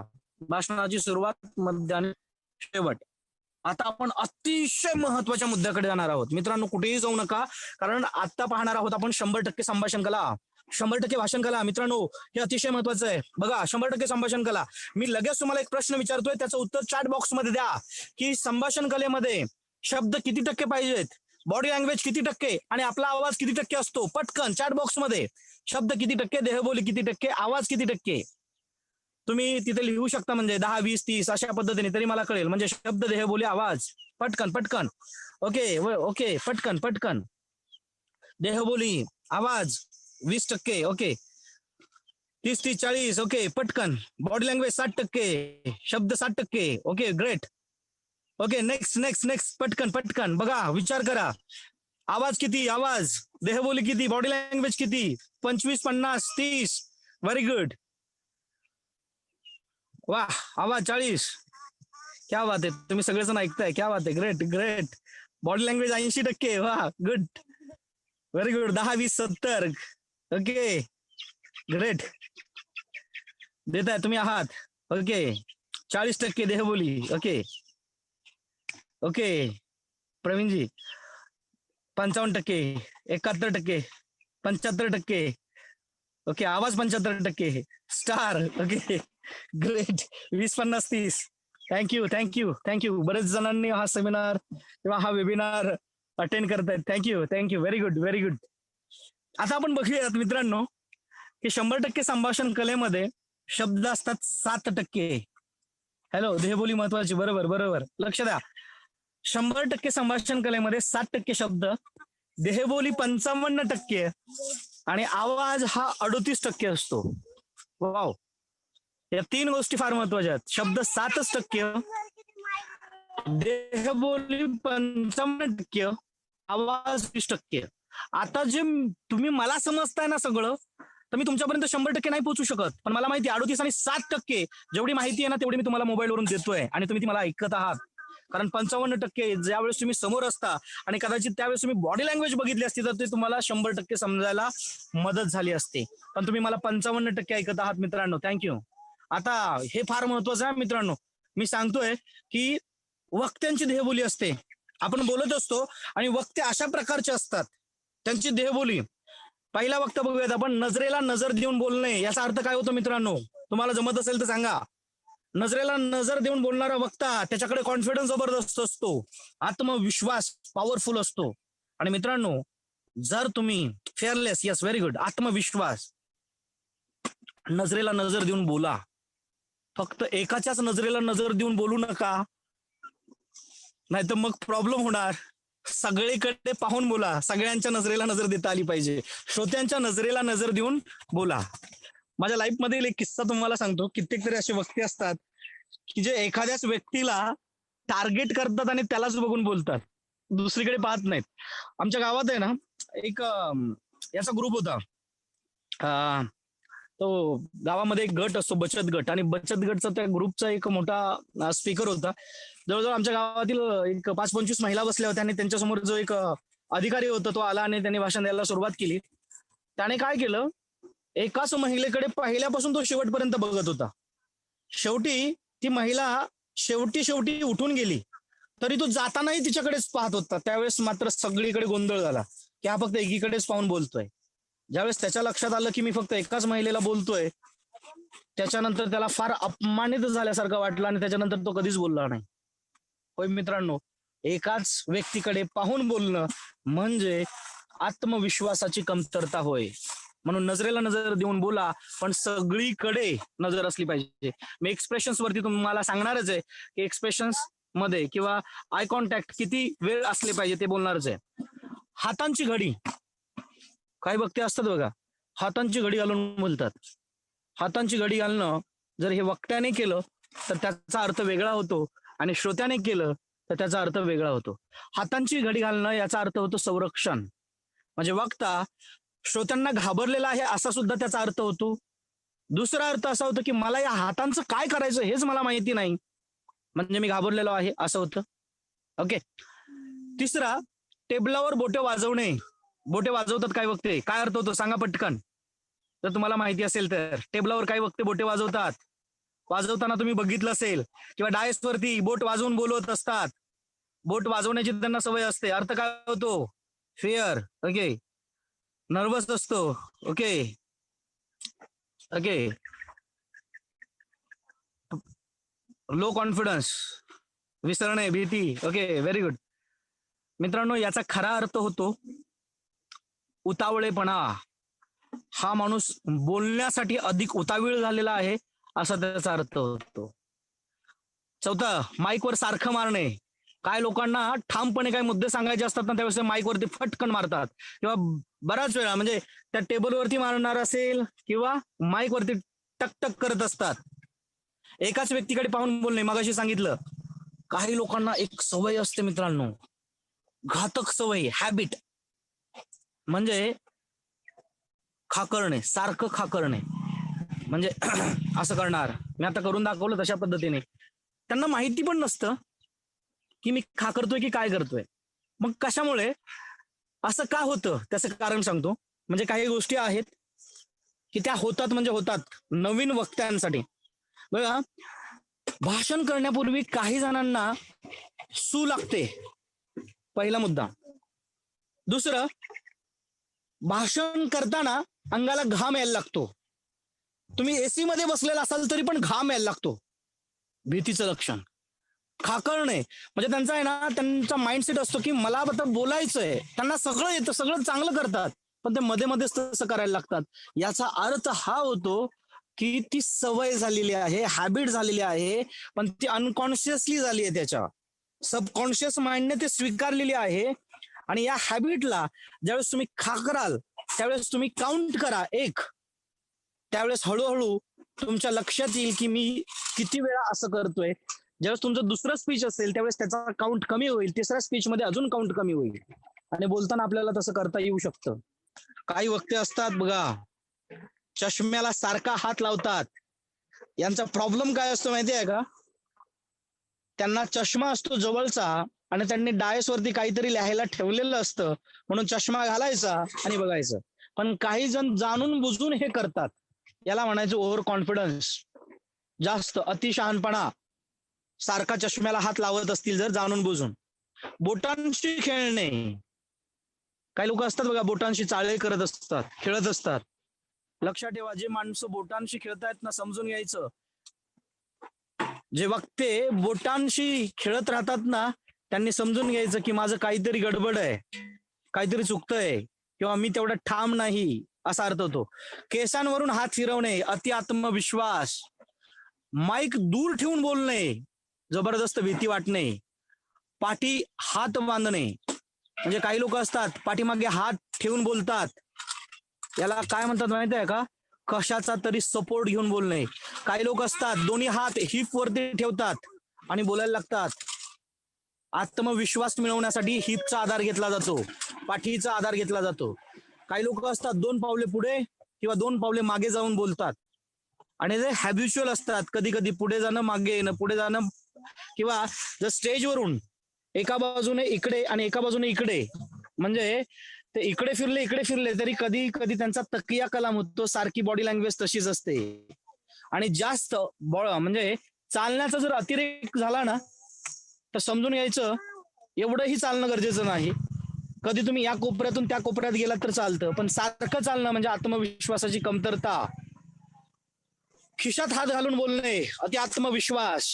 आणि काही लोक असतात एक हात असा ओपन असतो आणि दुसऱ्या हाताने त्याच्यावरती प्रसाद दिल्यासारखं करतात, प्रसाद वाटल्यासारखं. सवयींचा गुलाम, सवयी, तकिया कलाम होऊन जातो आपला. ही झाली वक्त्यांची देहबोली, अशा प्रकारची असते. अजून बरेच प्रकार आहेत. आता श्रोत्यांची देहबोली पाहूयात. हाताची घडी तोंडावर बोट. मी शरीराने येते आहे, मनाने बाहेर. किंवा वक्ता जे सांगतोय ते मला पटत नाही, असा त्याचा अर्थ होतो. समोर पाहून ऐकणारा, लक्ष देऊन ऐकणारा श्रोता, असं त्याला म्हटलं जातं.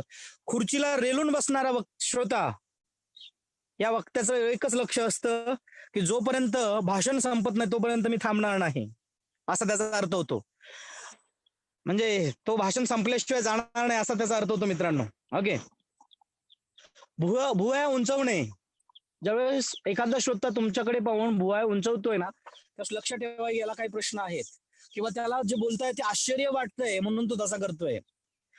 कधी कधी आहे ना, काही वक्ते श्रोत्यांच्या असल्या वागण्यामुळे कदाचित ते डिस्टर्ब पण व्हायला लागतात. कोणी हालचाल केली, कोणी इकडे तिकडे बोललो, आपापसात गप्पा मारल्या तर डिस्टर्ब व्हायला लागतात. म्हणून मी हे सांगतोय की श्रोत्यांची बॉडी लँग्वेज सुद्धा आपल्याला माहिती असली पाहिजे. डोळे बारीक करणारा श्रोता, समजून घ्यायचं की तुम्ही जे सांगितलंय त्याच्याबद्दल याच्या मनात डाऊट आहे, आणि त्या माणसाला उभं करा आणि विचारा की काय डाऊट आहे. तो लगेच तुम्हाला सांगायला सुरुवात करेन. प्रश्न विचारला की उत्तर लगेच मिळतं. खुर्चीच्या मधोमध बसणारा आणि खुर्चीच्या अगदी पुढे बसणारा. लक्षात ठेवा, खुर्चीच्या अगदी जो पुढे बसलाय ना, याला लवकर जाण्याची घाई झाली असा त्याचा अर्थ होतो. सरळ ताट बसणे. जो वक्ता सरळ ताट बसलेला आहे तो लक्ष देऊन ऐकतोय आणि तुमच्याकडे त्याचं लक्ष, असा अर्थ होतो. समोर न पाहणे, म्हणजे वक्त्यामध्ये इंटरेस्ट नाही, त्याला ऐकायचं नाही पण बळच ऐकतोय. जांभाई देणे, ज्यावेळेस श्रोते जांभाई देतात समजून घ्या कंटाळा आलाय. गप्पा मारणारा, विषयामध्ये आवड नाही, निरस. ओठ सावणारा, वक्त्याबद्दल काहीतरी प्रश्न मनात आहेत याच्या मनात, म्हणून तो ओठ चावत असतो. डोळे झाकणारा, झोप लागली आहे समजायचं. डोके खाजवणारा, प्रश्न आहेत. मान डोलावणारा, सहमती आहे. हसणे म्हणजे सहमती, ज्यावेळेस श्रोता हसतो, तुम्ही बोलताय महत्वाचा मुद्दा आणि श्रोता हसतोय, त्यावेळेस त्याची भाषणाला सहमती आहे असा त्याचा अर्थ होतो. मित्रांनो, अनेक अर्थ आहेत की माझ्या समोर जर श्रोता असेल ना, तर मी तो श्रोता कसा आहे तो लगेच ओळखू शकतो. आताही तुम्ही वक्त्याची बरीचशी बॉडी लँग्वेज तुम्हाला समजली, वक्त्याच्या मनात काय आहे ते तुम्ही लगेच ओळखू शकाल, कारण श्रोत्याची आणि वक्त्याची बॉडी लँग्वेज फार महत्वाची असते. मित्रांनो, आवाज, 38% आवाज फार महत्वाचा आहे. मित्रांनो, आवाज, आणि हा आवाज आहे ना, चांगला करताही येतो आणि बिघडवताही येतो. हा आवाज, आता जे तुम्ही माझं भाषण ऐकताय किंवा जे स्पीच ऐकताय ना, हे आवाजामुळेच ऐकताय. आवाजामुळेच तुम्हाला हे सर्व शक्य होतंय. मित्रांनो, आवाज जर तुमचा पॉवरफुल असेल तर भाषण पॉवरफुल आहे असं समजा. म्हणून सुंदर आवाजासाठी ना सगळ्यात महत्वाचे आवाज संस्कार करणं. काही जणांचे आवाज घोगरे असतात, काही जणांचा आवाज चिरका असतो, काही जणांचा आवाज हा थोड्या वेळ बोलतात लगेच त्यांना तहान लागते, खरखर करणारा आवाज असतो. आणि याच्यासाठी आवाज संस्कार हा एक फार मोठा टॉपिक आहे. आपण काही व्यायाम पण आता करू शकतो, की जसा एखादा जिभेचा व्यायाम किंवा ओंकार म्हणण्यामध्ये पण पॉवर आहे. आता तुम्ही तिकडे बसलायत ना, तर ओंकार बोलणं सुद्धा एक पॉवरफुल ठरू शकतं. किंवा एक तोंडानेच एक करा लगेच तुम्ही, म्हणजे तुमच्या लक्षात येईल. तोंडाने श्वास घ्या, म्हणजे तोंडाने श्वास घ्या, नाकाने नाही, तोंडाने श्वास घ्या. ज्या हवेचा तो स्पर्श ना तो फील करा आणि बाहेर सोडा. अशाने सुद्धा तुमचा आवाज हा परिणामकारक व्हायला लागतो. त्याचबरोबर नाकाने श्वास घ्या, तोंडाने बाहेर सोडा.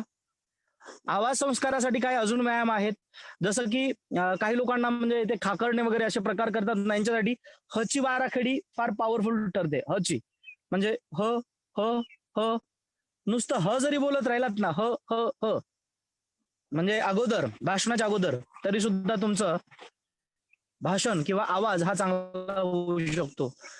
किंवा जे फेरीवाले असतात, चहावाले असतात, पाववाले असतात, वडापाववाले आहेत, रेल्वे स्टेशनवर तुम्ही बघत असाल, त्यांचे आवाज काढण्याची नक्कल करा. दारूवाल्यांचे आवाज काढण्याची नक्कल करा. आता याचा आणि आवाजाचा काय संबंध? लक्षात ठेवा, असं केल्यामुळे तुमच्या आवाजामध्ये व्हॉइस मॉड्युलेशन चांगलं व्हायला लागतो, आपला आरोह अवरोह पॉवरफुल व्हायला लागतं. मित्रांनो, म्हणून हे करणं अतिशय आवश्यक आहे.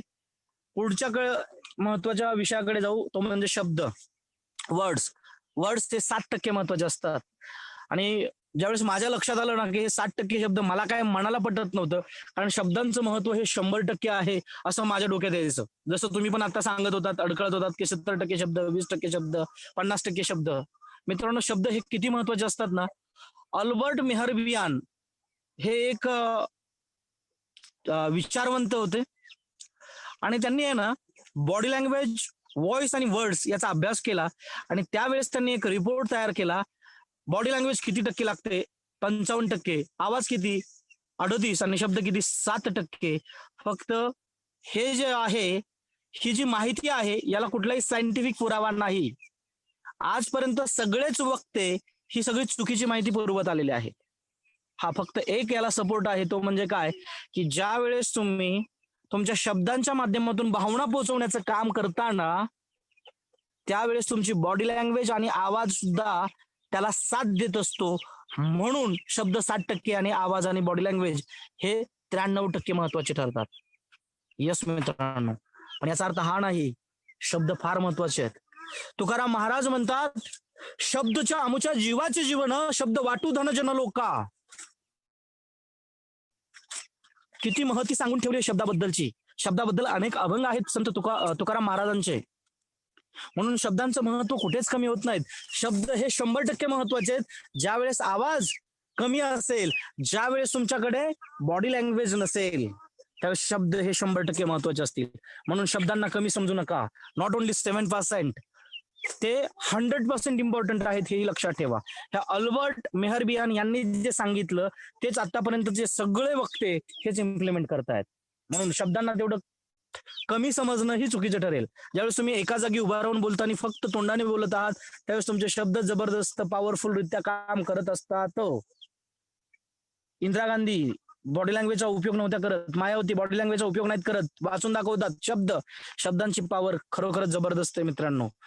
म्हणून तर संत तुकोबाराय म्हणतात, शब्दच्या आमच्या जीवाचे जीवन शब्द वाटू धनजन लोका.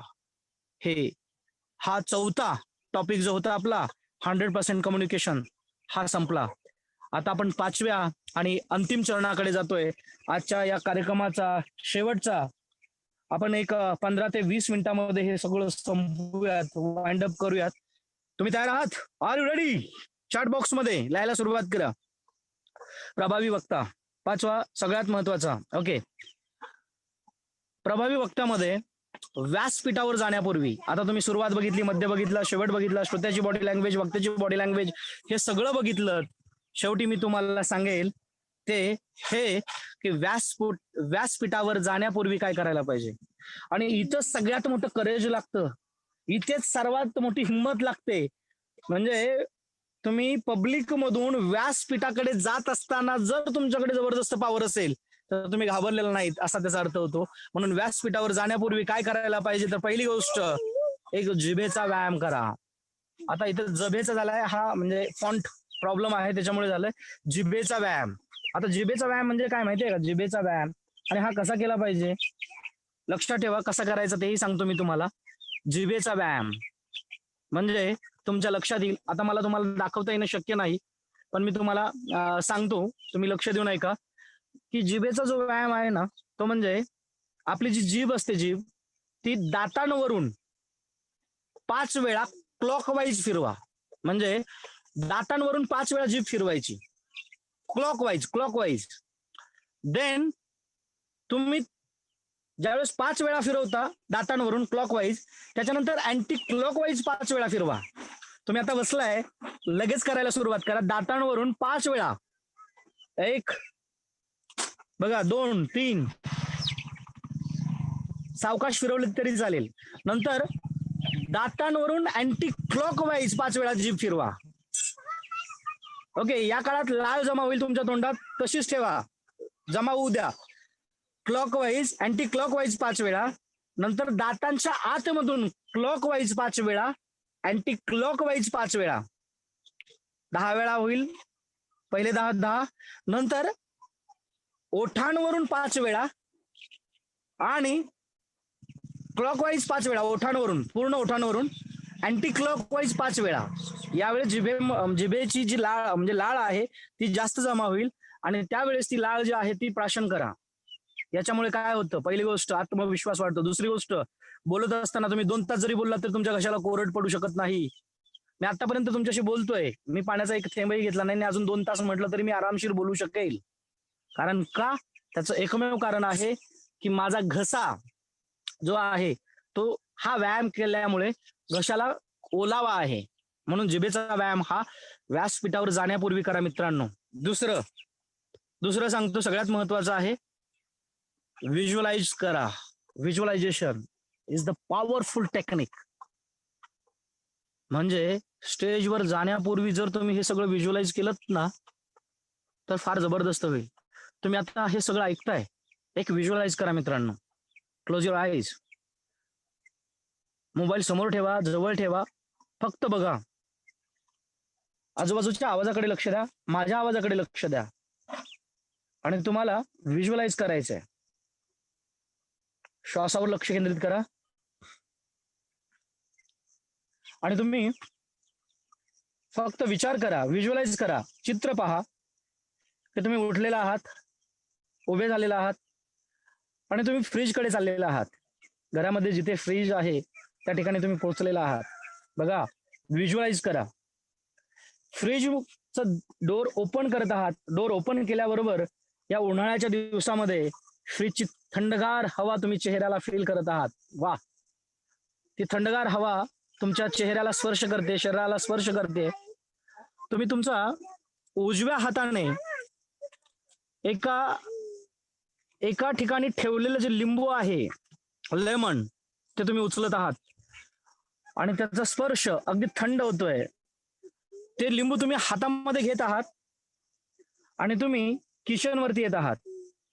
बघा, ते लिंबू फील करा, हातामध्ये आहे. तुम्ही त्या हातामध्ये एकदम थंडगार लागतंय. तुम्ही ते किचनवरती ठेवता आणि एक चाकू घेताय आणि चाकूने काय करताय, त्या लिंबावरती चाकू जो आहे ना तो असा फिरवताय. जसा तुम्ही फिरवलात सरकन तुम्ही ते लिंबू कापलेलं आहे. जसं लिंबू हे रसाळ होतं, त्यामध्ये भरपूर रस होता आणि ते लिंबू तुम्ही बघताय, त्या लिंबाची अर्धी फोड तुम्ही हातामध्ये उचललेली आहे आणि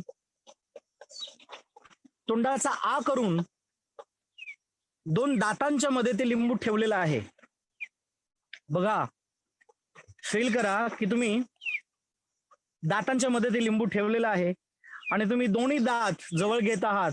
तसाच तो लिंबांचा रस तुमच्या ओठांवरून तुमच्या तोंडामध्ये जात आहे आणि तो आंबट रस फील करा. ओके मित्रांनो, हेच झालं व्हिज्युअलायझेशन. तुमचा फीडबॅक चॅट बॉक्स मध्ये सांगा पटकन. तुम्ही रिअल लिंबू खाल्ल्याचा अनुभव घेतलात का? रिअल लिंबाची टेस्ट आली का? Okay okay okay, yes yes boss, yes yes yes, thank you. हे झालं व्हिज्युअलायझेशन. म्हणजे तुम्ही हे ऐकल्यानंतर जर तुमच्या बाबतीत असं घडू शकतंय, तर तुम्ही स्टेजवर जाण्यापूर्वी सगळंच्या सगळं व्हिज्युअलायझेशन करायला काय प्रॉब्लेम आहे? आपण व्हिज्युअलायझेशन करू शकतो मित्रांनो. कसं? स्टेजवर जाण्यापूर्वी काय व्हिज्युअलाइज करायचं ते सांगतोय मित्रांनो. बघा, लक्ष द्या. पहिली गोष्ट म्हणजे की तुम्ही अगदी रुबाबदारपणे उठलेला आहात, डोळे बंद करून एखाद्या ठिकाणी जिथे असाल तिथे, एखाद्या रूम मध्ये असाल, व्हिज्युअलाइज करा की तुम्ही अगदी जोशपूर्ण स्टेजवर जात आहात. स्टेजवर गेल्यानंतर तुम्ही सगळ्यांकडे पाहत आहात, चेहऱ्यावरती स्मित आहे आणि तुम्ही बोलायला सुरुवात करताय. लोक तुमच्या भाषणासाठी आतुर आहेत. तुम्ही गेल्यानंतर जोरदार टाळ्यांचा गडगडाट होतोय आणि तुम्ही स्टेजवर जाऊन बोलायला सुरुवात केली. लोक प्रतिसाद देत आहेत, तुमचं भाषण लक्ष देऊन ऐकत आहेत आणि तुमचं भाषण पॉवरफुल होतंय. भाषणाचा शेवट झाला, लोकांनी स्टँडिंग ओवेशन दिलं आणि स्टँडिंग ओवेशन दिल्यानंतर मित्रांनो सगळ्यात महत्वाचं की तुमच्या सोबत सेल्फी काढण्यासाठी आणि ऑटोग्राफ घेण्यासाठी लोकांची गर्दी जमा झाली आहे मित्रांनो. यस, हे जर तुम्ही व्हिज्युअलाइज केलं ना, सेम असंच घडतं मित्रांनो. ज्या वेळेस मला भाषण द्यायचं असतं त्यावेळेस मी ठरवतो की आय विल गिव्ह माय 100%. मी माझे 100% देणारच आणि माझं भाषण झाल्यानंतर मला माहिती आहे की लोकांचा फीडबॅक मला पॉवरफुल येणार किंवा मला माहिती आहे की लोक ऑटोग्राफ घेणार, लोक माझ्याकडे सेल्फी घेणार. माझ्याकडे आम्ही जो कोर्स घेतो पब्लिक स्पीकिंगचा, त्या कोर्ससाठी लोक ऍडमिशन मागणार, लोक आमच्याकडे स्वतःहून जॉईन होणार, माझं पुस्तक मागणार. हे मी अगोदरच व्हिज्युअलाइज करतो मित्रांनो आणि तसंच घडायला लागतं, तसंच व्हायला लागतं मित्रांनो. म्हणून व्हिज्युअलायझेशन एक पॉवरफुल आहे. तिसरं, पोशाख कार्यक्रमाला साजेसा घाला. ज्या ठिकाणी तुम्ही कार्यक्रमाला जाणार आहात त्या ठिकाणी त्या कार्यक्रमाला साजेसाच पोशाख असणं आवश्यक आहे मित्रांनो. हे फार महत्वाचं आहे, कारण जर कार्यक्रमाला साजेसा पोशाख नसेल तर उपयोग होणार नाही. कारण पोशाखाचं फार महत्व आहे जिथे तुम्ही भाषण द्यायला जाणार आहात. म्हणजे तुम्ही म्हणाल कसं काय? जर तुम्ही एखाद्याच्या श्रद्धांजलीपर भाषण बोलत असाल आणि त्या ठिकाणी तुम्ही सूट बूट टाय घालून गेलात तर चालेल? नाही मित्रांनो. आणि तुम्ही एखाद्या चांगल्या मोटिवेशनल प्रोग्राम मध्ये आहात आणि तुम्ही जबरदस्त वक्ते आहात आणि तिथे एकदम तुम्ही साधं गेलात तर कसं वाटेल? नाही तेवढं पॉवरफुल वाटणार. पोशाखाचं फार महत्व आहे. तुम्ही ज्या ठिकाणी जाणार आहात ना तशी वेशभूषा घालून परिधान करून तुम्ही त्या ठिकाणी जावा, तरच तुम्ही तिथे तुमची चांगली छाप पाडू शकता. जर इंटरनॅशनल ड्रेस कोड म्हटला तर मी तुम्हाला सांगेल white shirt, black pant, black suit, red tie हा इंटरनॅशनल ड्रेस कोड आहे. हा ड्रेस कोड जर तुम्ही परिधान केलात तर तो अतिशय जबरदस्त ठरू शकेल. चौथं, अतिशय महत्वाचं, आपण पुढच्या मुद्द्याकडे जाऊयात आणि तो मुद्दा म्हणजे चेहऱ्यावरती स्मित. तुम्ही घाबरलात की नाही ना, घाबरला आहात की नाही हे सांगतो तो म्हणजे तुमचा चेहरा. तुमच्या चेहऱ्यावरून लोकांना कळतं की तुम्ही घाबरलेला आहात की नाही. म्हणून चेहरा हा फार महत्वाचा आहे. चेहऱ्यावरती हास्य ठेवा. पाचवं, अतिशय महत्वाचं, श्वास आत घेऊन तोंडाने बाहेर सोडा. म्हणजे साय, आपण असं बोलतो ना साय, दीर्घ श्वास पोट भरून घ्या आणि जोरात बाहेर सोडा. फक्त ते लोकांना समजलं नाही पाहिजे याची काळजी घ्या. नाहीतर श्रोते म्हणतील वक्ता घाबरला. 6वा अतिशय महत्वाचा आहे आणि ते म्हणजे रुबाबदारपणे व्यासपीठाकडे जाताना रुबाबदारपणे चाला. चालण्यात ऐट असली पाहिजे, रुबाब असला पाहिजे, सगळ्या लोकांनी तुमच्याकडे बघितलं पाहिजे. म्हणजे नाहीतर तुम्ही असं चालणार साधारण माणसासारखं. नो, वक्त्याचा रुबाब असतो, एक लकब असते, त्याचं चालणं जबरदस्त असतं. म्हणून चालताना कॉन्फिडन्स असा कसा असेल तसं चाला आणि चालण्याची आरशात पाहून प्रॅक्टिस करा. अन्यथा कार्यक्रमात हसू होईल 100%. काही जण चालण्याचं नवीन प्रकारचं सोंग आणलं तर लोक म्हणतील हा असा होता, आता काय झालं याला. असं होऊ नये मित्रांनो, म्हणून काळजी घ्या. रुबाबदारपणे चालणं याचा अर्थ हा होत नाही की कसंही चालणं. ओके, ते कसं चालायचं ते आरशात पाहून चालायला शिका, बघा किंवा लोकांना विचारा कसं चालताय ते. आणि 7वा, आत्मविश्वास नसला तरी त्याचा दिखावा करणं, दिसेल असं चाला. कारण की तुमची बॉडी लँग्वेज वरूनच लोकांना कळतं की तुमच्यात आत्मविश्वास आहे की नाही. म्हणून लोकांना कळलं नाही पाहिजे की तुमच्याकडे आत्मविश्वास आहे की नाही, याच्यासाठी तुमच्याकडे आत्मविश्वास जबरदस्त दिसावा असं काहीतरी करा.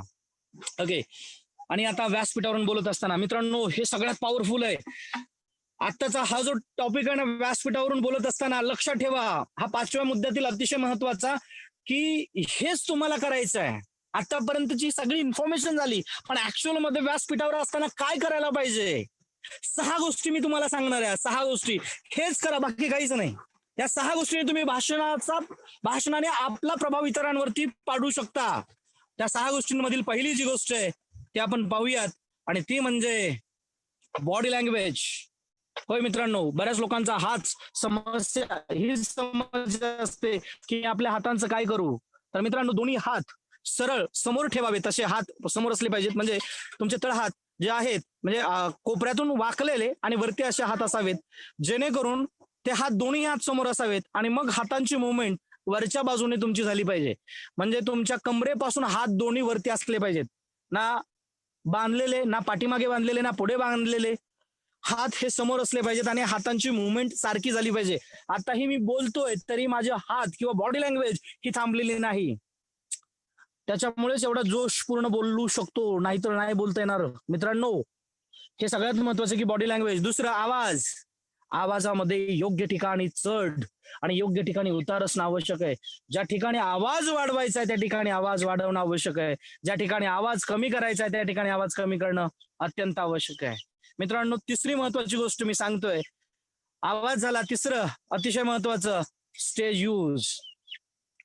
खरंच गरज असते का हो स्टेज यूजची? तुम्हाला काय वाटतं, स्टेजचा वापर केला पाहिजे की नाही? यस और नो? चॅट बॉक्स मध्ये टाईप करा, स्टेजचा यूज केला पाहिजे की नाही. यस मित्रांनो, yes yes yes. Okay, great great great. तुमचे रिप्लाय येत आहेत, त्याने मलाही जोश येतोय. आवश्यकता असेल तर नक्की. क्या बात आहे, ग्रेट. आता तुम्ही जे सांगितलं ना, हे मला अगदी पटतंय की आपण स्टेजचा यूज कसा करायला पाहिजे. अगोदर लक्ष द्या की स्टेज यूज जर तुम्हाला करायचं असेल ना, तर सगळ्यात महत्वाचं आहे की जेवढा स्टेज आहे त्याच्यावरती थोडं इकडे एका बाजूला, नंतर त्या बाजूकडून इकडे येणं गरजेचं ठरतं. का गरजेचं ठरतं? जर तुम्ही एकाच ठिकाणी उभं राहिलात आणि श्रोते जर एकटक लावून तुमच्याकडेच पाहत असतील तर ते कंटाळवाणे होतील आणि त्यांना लवकर कंटाळा येईल, कदाचित त्यांना झोपही लागू शकते. म्हणून ज्यावेळेस तुम्ही स्टेजवरून फिरत असताल त्यावेळेस श्रोत्यांचे जे आयबॉल्स असतात ते दोन्ही बाजूने मुवमेंट करत असतात, त्याच्यामुळे डोळ्यांची हालचाल होते, त्याच्यामुळे लवकर झोप लागणार नाही. हा एक फायदा होतो. त्याचबरोबर दुसरी महत्वाची गोष्ट, ज्यावेळेस तुम्ही स्टेजचा वापर करता त्यावेळेस तुमच्या बोलण्यामध्ये सहजता यायला लागते. तुम्ही रिलॅक्स फील करता. एकाच ठिकाणी असाल, पोडियमचा आधार घेऊन बोलत असाल तर मग भीती वाटायला लागते. जेवढं रिलॅक्स होऊन बोलू शकता तेवढं तुम्ही रिलॅक्स होऊन बोलू शकत नाहीत. म्हणून स्टेज यूज करणं अत्यंत आवश्यक आहे मित्रांनो. चौथं अतिशय महत्वाचं सांगतोय, हा चौथा मुद्दा, एक्सप्रेशन्स. जसे आपली बॉडी लँग्वेज आहे, बॉडी लँग्वेज मधलाच हा भाग आहे एक्सप्रेशन्स. तुमच्या चेहऱ्याची हालचाल, कारण चेहऱ्यावरती एक्सप्रेशन्स दिसतात. तुम्ही आनंदी असाल तर चेहऱ्यावरचे एक्सप्रेशन्स आनंदी असले पाहिजे. तुम्ही दुःखी असाल तर चेहऱ्यावरचे एक्सप्रेशन तुम्ही दुःखामध्ये आहात असे दाखवले पाहिजेत. तुम्ही एखाद्याला अप्रिशिएट करताय तर तुमच्या चेहऱ्यावरचे एक्सप्रेशन्स अप्रिशिएट करताना जसे असतात तसे असावेत. याच्यासाठी मित्रांनो मी काही लोकांचे एक्सप्रेशन तुम्हाला पाहायला सांगेल. जर तुम्ही मूव्ही पाहत असाल तर तुम्ही काही ऍक्टर्स लोकांचे एक्सप्रेशन्स पहा. जसं की अमिताभ बच्चन, त्यांचा आवाज दमदार आहे. कधी कधी त्यांची ऍक्टिंग जर बघितली ती कमालची असते. आवाज त्यांचा पॉवरफुल आहे, ऍक्टिंग जबरदस्त आहे, एक्सप्रेशन्स पॉवरफुल आहेत. त्याचबरोबर तुम्ही जर बघितलं शाहरुख खानचे ऍक्टिंग, त्याचे एक्सप्रेशन्स, मित्रांनो एक काळ होता की शाहरुख प्रत्येकांच्या भावनांना हात घालणारा ऍक्टर म्हणून ओळखला जात होता. कारण की त्याचा चेहरा इमोशनल, भावनिक असा चेहरा दिसायचा. जे ऍक्टर्स आहेत, काही वक्ते आहेत, त्यांना तुम्ही पहा, त्यांचे चेहऱ्याचे एक्सप्रेशन्स, मी तुम्हाला सांगेल की नितीन मानुगडे पाटील आहेत, त्यांच्या चेहऱ्याचे एक्सप्रेशन्स पहा, त्यांच्या बॉडी लँग्वेज पेक्षा सुद्धा एक्सप्रेशन्स पॉवरफुल असतात. मित्रांनो, एक्सप्रेशन्स आपले सुद्धा पॉवरफुल झाले पाहिजेत. याच्यासाठी आरशामध्ये पाहून तुम्ही प्रॅक्टिस करा. पाचवा अतिशय महत्वाचा मुद्दा जो आहे तो म्हणजे आय कॉन्टॅक्ट. मी याच्यावरती बोलेन असं म्हटलं होतं. मित्रांनो, आय कॉन्टॅक्ट म्हणजे एकाच व्यक्तीकडे पाहून न बोलणं. आय कॉन्टॅक्ट म्हणजे तुमची नजर सगळ्यांकडे असली पाहिजे, सगळ्यांच्या नजरेला नजर भिडून तुम्हाला बोलता आलं पाहिजे. फक्त एकच आहे की ज्यावेळेस तुम्ही आय कॉन्टॅक्ट देत असाल त्यावेळेस एका व्यक्तीकडे 3 ते 6 सेकंदच पहा, त्याच्यानंतर दुसऱ्या व्यक्तीकडे गेला पाहिजे. आणि मी तर सांगेल की ज्यावेळेस तुमच्या समोर हजारो लोक असतील तर शेवटच्या लोकांकडे पाहत राहा. सगळ्यांनाच वाटतं की हे आपल्याकडेच पाहतायत म्हणून. कधी कधी मोठ्या ऑडिटोरियम मध्ये तुम्ही बघितलं असेल की वरच्या बाजूला जे लोक बसलेले असतात त्यांच्याकडे कोणी लक्षच देत नाही. जे खाली असतात त्यांच्याकडे, जे जवळ असतात त्यांच्याकडे लक्ष दिलं जातं. हा वक्त्याचा फार मोठा एक प्रॉब्लेम आहे असं मी तर म्हणेल. कारण की वक्ता आहे, तुम्हाला सगळीकडे पाहून बोलता आलं पाहिजे, ना फक्त खाली. जे वरचा मजला आहे त्याच्यावरती तुम्हाला पाहून बोलता आलं पाहिजे. लोकांचं लक्ष तुम्हाला ग्रॅब करता आलं पाहिजे. आणि सहावं सगळ्यात महत्वाचं आहे मित्रांनो, हा जो 6वा पॉइंट आहे, हा जर तुम्हाला कळला ना तर तुम्ही जिंकलात मित्रांनो. एनर्जी, उत्साह, इंथुजियाझम. होय मित्रांनो, सेल्स मध्ये सगळ्यात जास्त लागतो उत्साह. वक्त्याकडे जबरदस्त उत्साह असला पाहिजे. ज्याच्याकडे चांगला उत्साह आहे तो चांगला वक्ता बनू शकतो. एनर्जी लेवल वाढवा, एनर्जी लेवल. याच्यासाठी एनर्जी कसं वाढवणार? एनर्जी मोठ्याने बोलणं म्हणजे उत्साह नव्हे. तुमच्या बोलण्यामध्ये उत्साह दिसला पाहिजे, तुमच्या वागण्यामध्ये उत्साह दिसला पाहिजे, तुमच्या बॉडी लँग्वेज मध्ये एनर्जी दिसली पाहिजे. म्हणजे लोकांना वाटतं की तुम्ही उत्साही आहात, एनर्जेटिक आहात. आणि हा उत्साह असणं अत्यंत आवश्यक आहे. आणि मित्रांनो, शेवटच्या ह्या 6 महत्वाच्या गोष्टी ह्या लिहून ठेवा, स्क्रीनशॉट काढा याचा, कारण हा महत्वाच्या आहेत. तुम्ही व्यासपीठावरून बोलत असताना या 6 गोष्टींचा उपयोग करा. पहिली गोष्ट बॉडी लँग्वेज, आवाज, stage use, expression, eye contact आणि एनर्जी. या 6 गोष्टी अतिशय महत्वाच्या आहेत. हे करून ठेवा मेंदूवरती हा मुद्दा. कारण मी सगळ्यामधील हा अतिशय महत्वाचा मुद्दा समजतो. कारण वक्त्याला या 6 गोष्टींची सगळ्यात जास्त गरज असते. बोलता येतं, भाषणाची सुरुवात करता येते, मध्य करता येतो, शेवट करता येतो, परंतु या 6 गोष्टी त्या वक्त्याकडे नसतात. त्याच्यामुळे मोठा प्रॉब्लेम व्हायला लागतो. वक्त्याने काय करू नये, शेवटचा मुद्दा आहे हा मित्रांनो. आणि आपण इथं वाइंड अप म्हणजे तुम्हाला प्रश्न विचारण्यासाठी संधी देणार आहे. आणि मी ठरवलं होतं की 1 पर्यंत आपण मीटिंग घेणार आहोत आणि 11:15ला मी बरोबर विषय संपवणार. आणि पुढच्या 15 मिनिटांमध्ये प्रश्न उत्तर चालतील. आणि मला वाटतं की 12:44 झालेत, अजून त्याला 2 मिनिटं लागतील फार फार तर. फक्त तुम्हाला वाचायचंच की वक्त्याने कोणत्या गोष्टी टाळाव्यात. वक्त्याने एकाच व्यक्तीकडे पाहून बोलू नये, वक्त्याने खिशात हात घालून बोलू नये, वक्त्याने सारखा चष्म्याला हात लावू नये, वक्त्याने डोळ्यांची सारखी उघडझाप करू नये, केसांवरून सारखा हात फिरू नये, सारखे खाकरू नये, बोलताना मध्येच जोरात किंचाळू नये, जीभ चावू नये, बोलताना एकाच व्यक्तीला लक्ष देऊन करून बोलू नये, बोलताना शिवराळा भाषेचा उपयोग करू नये. मित्रांनो, तुम्ही वक्ते आहात.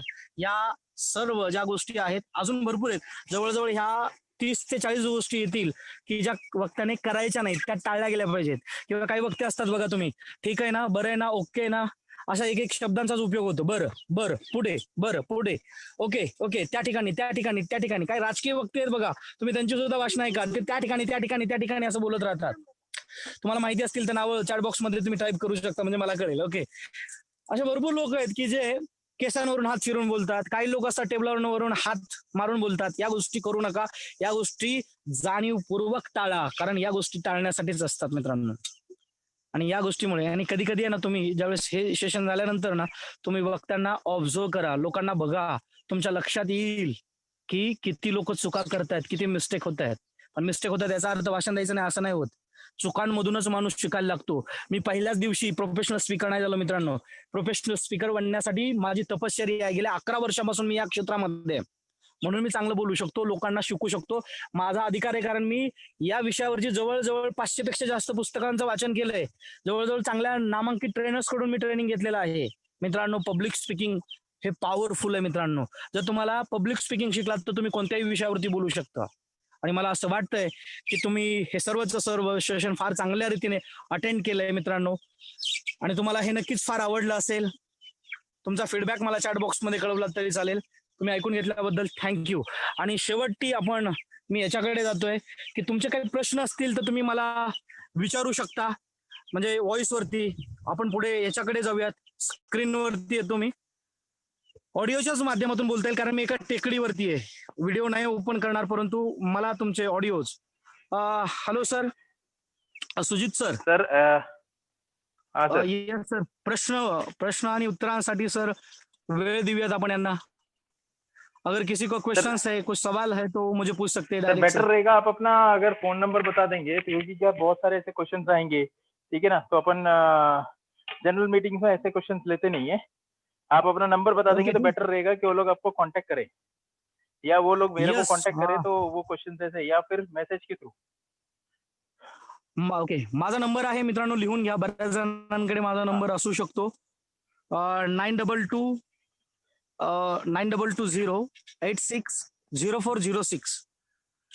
922 922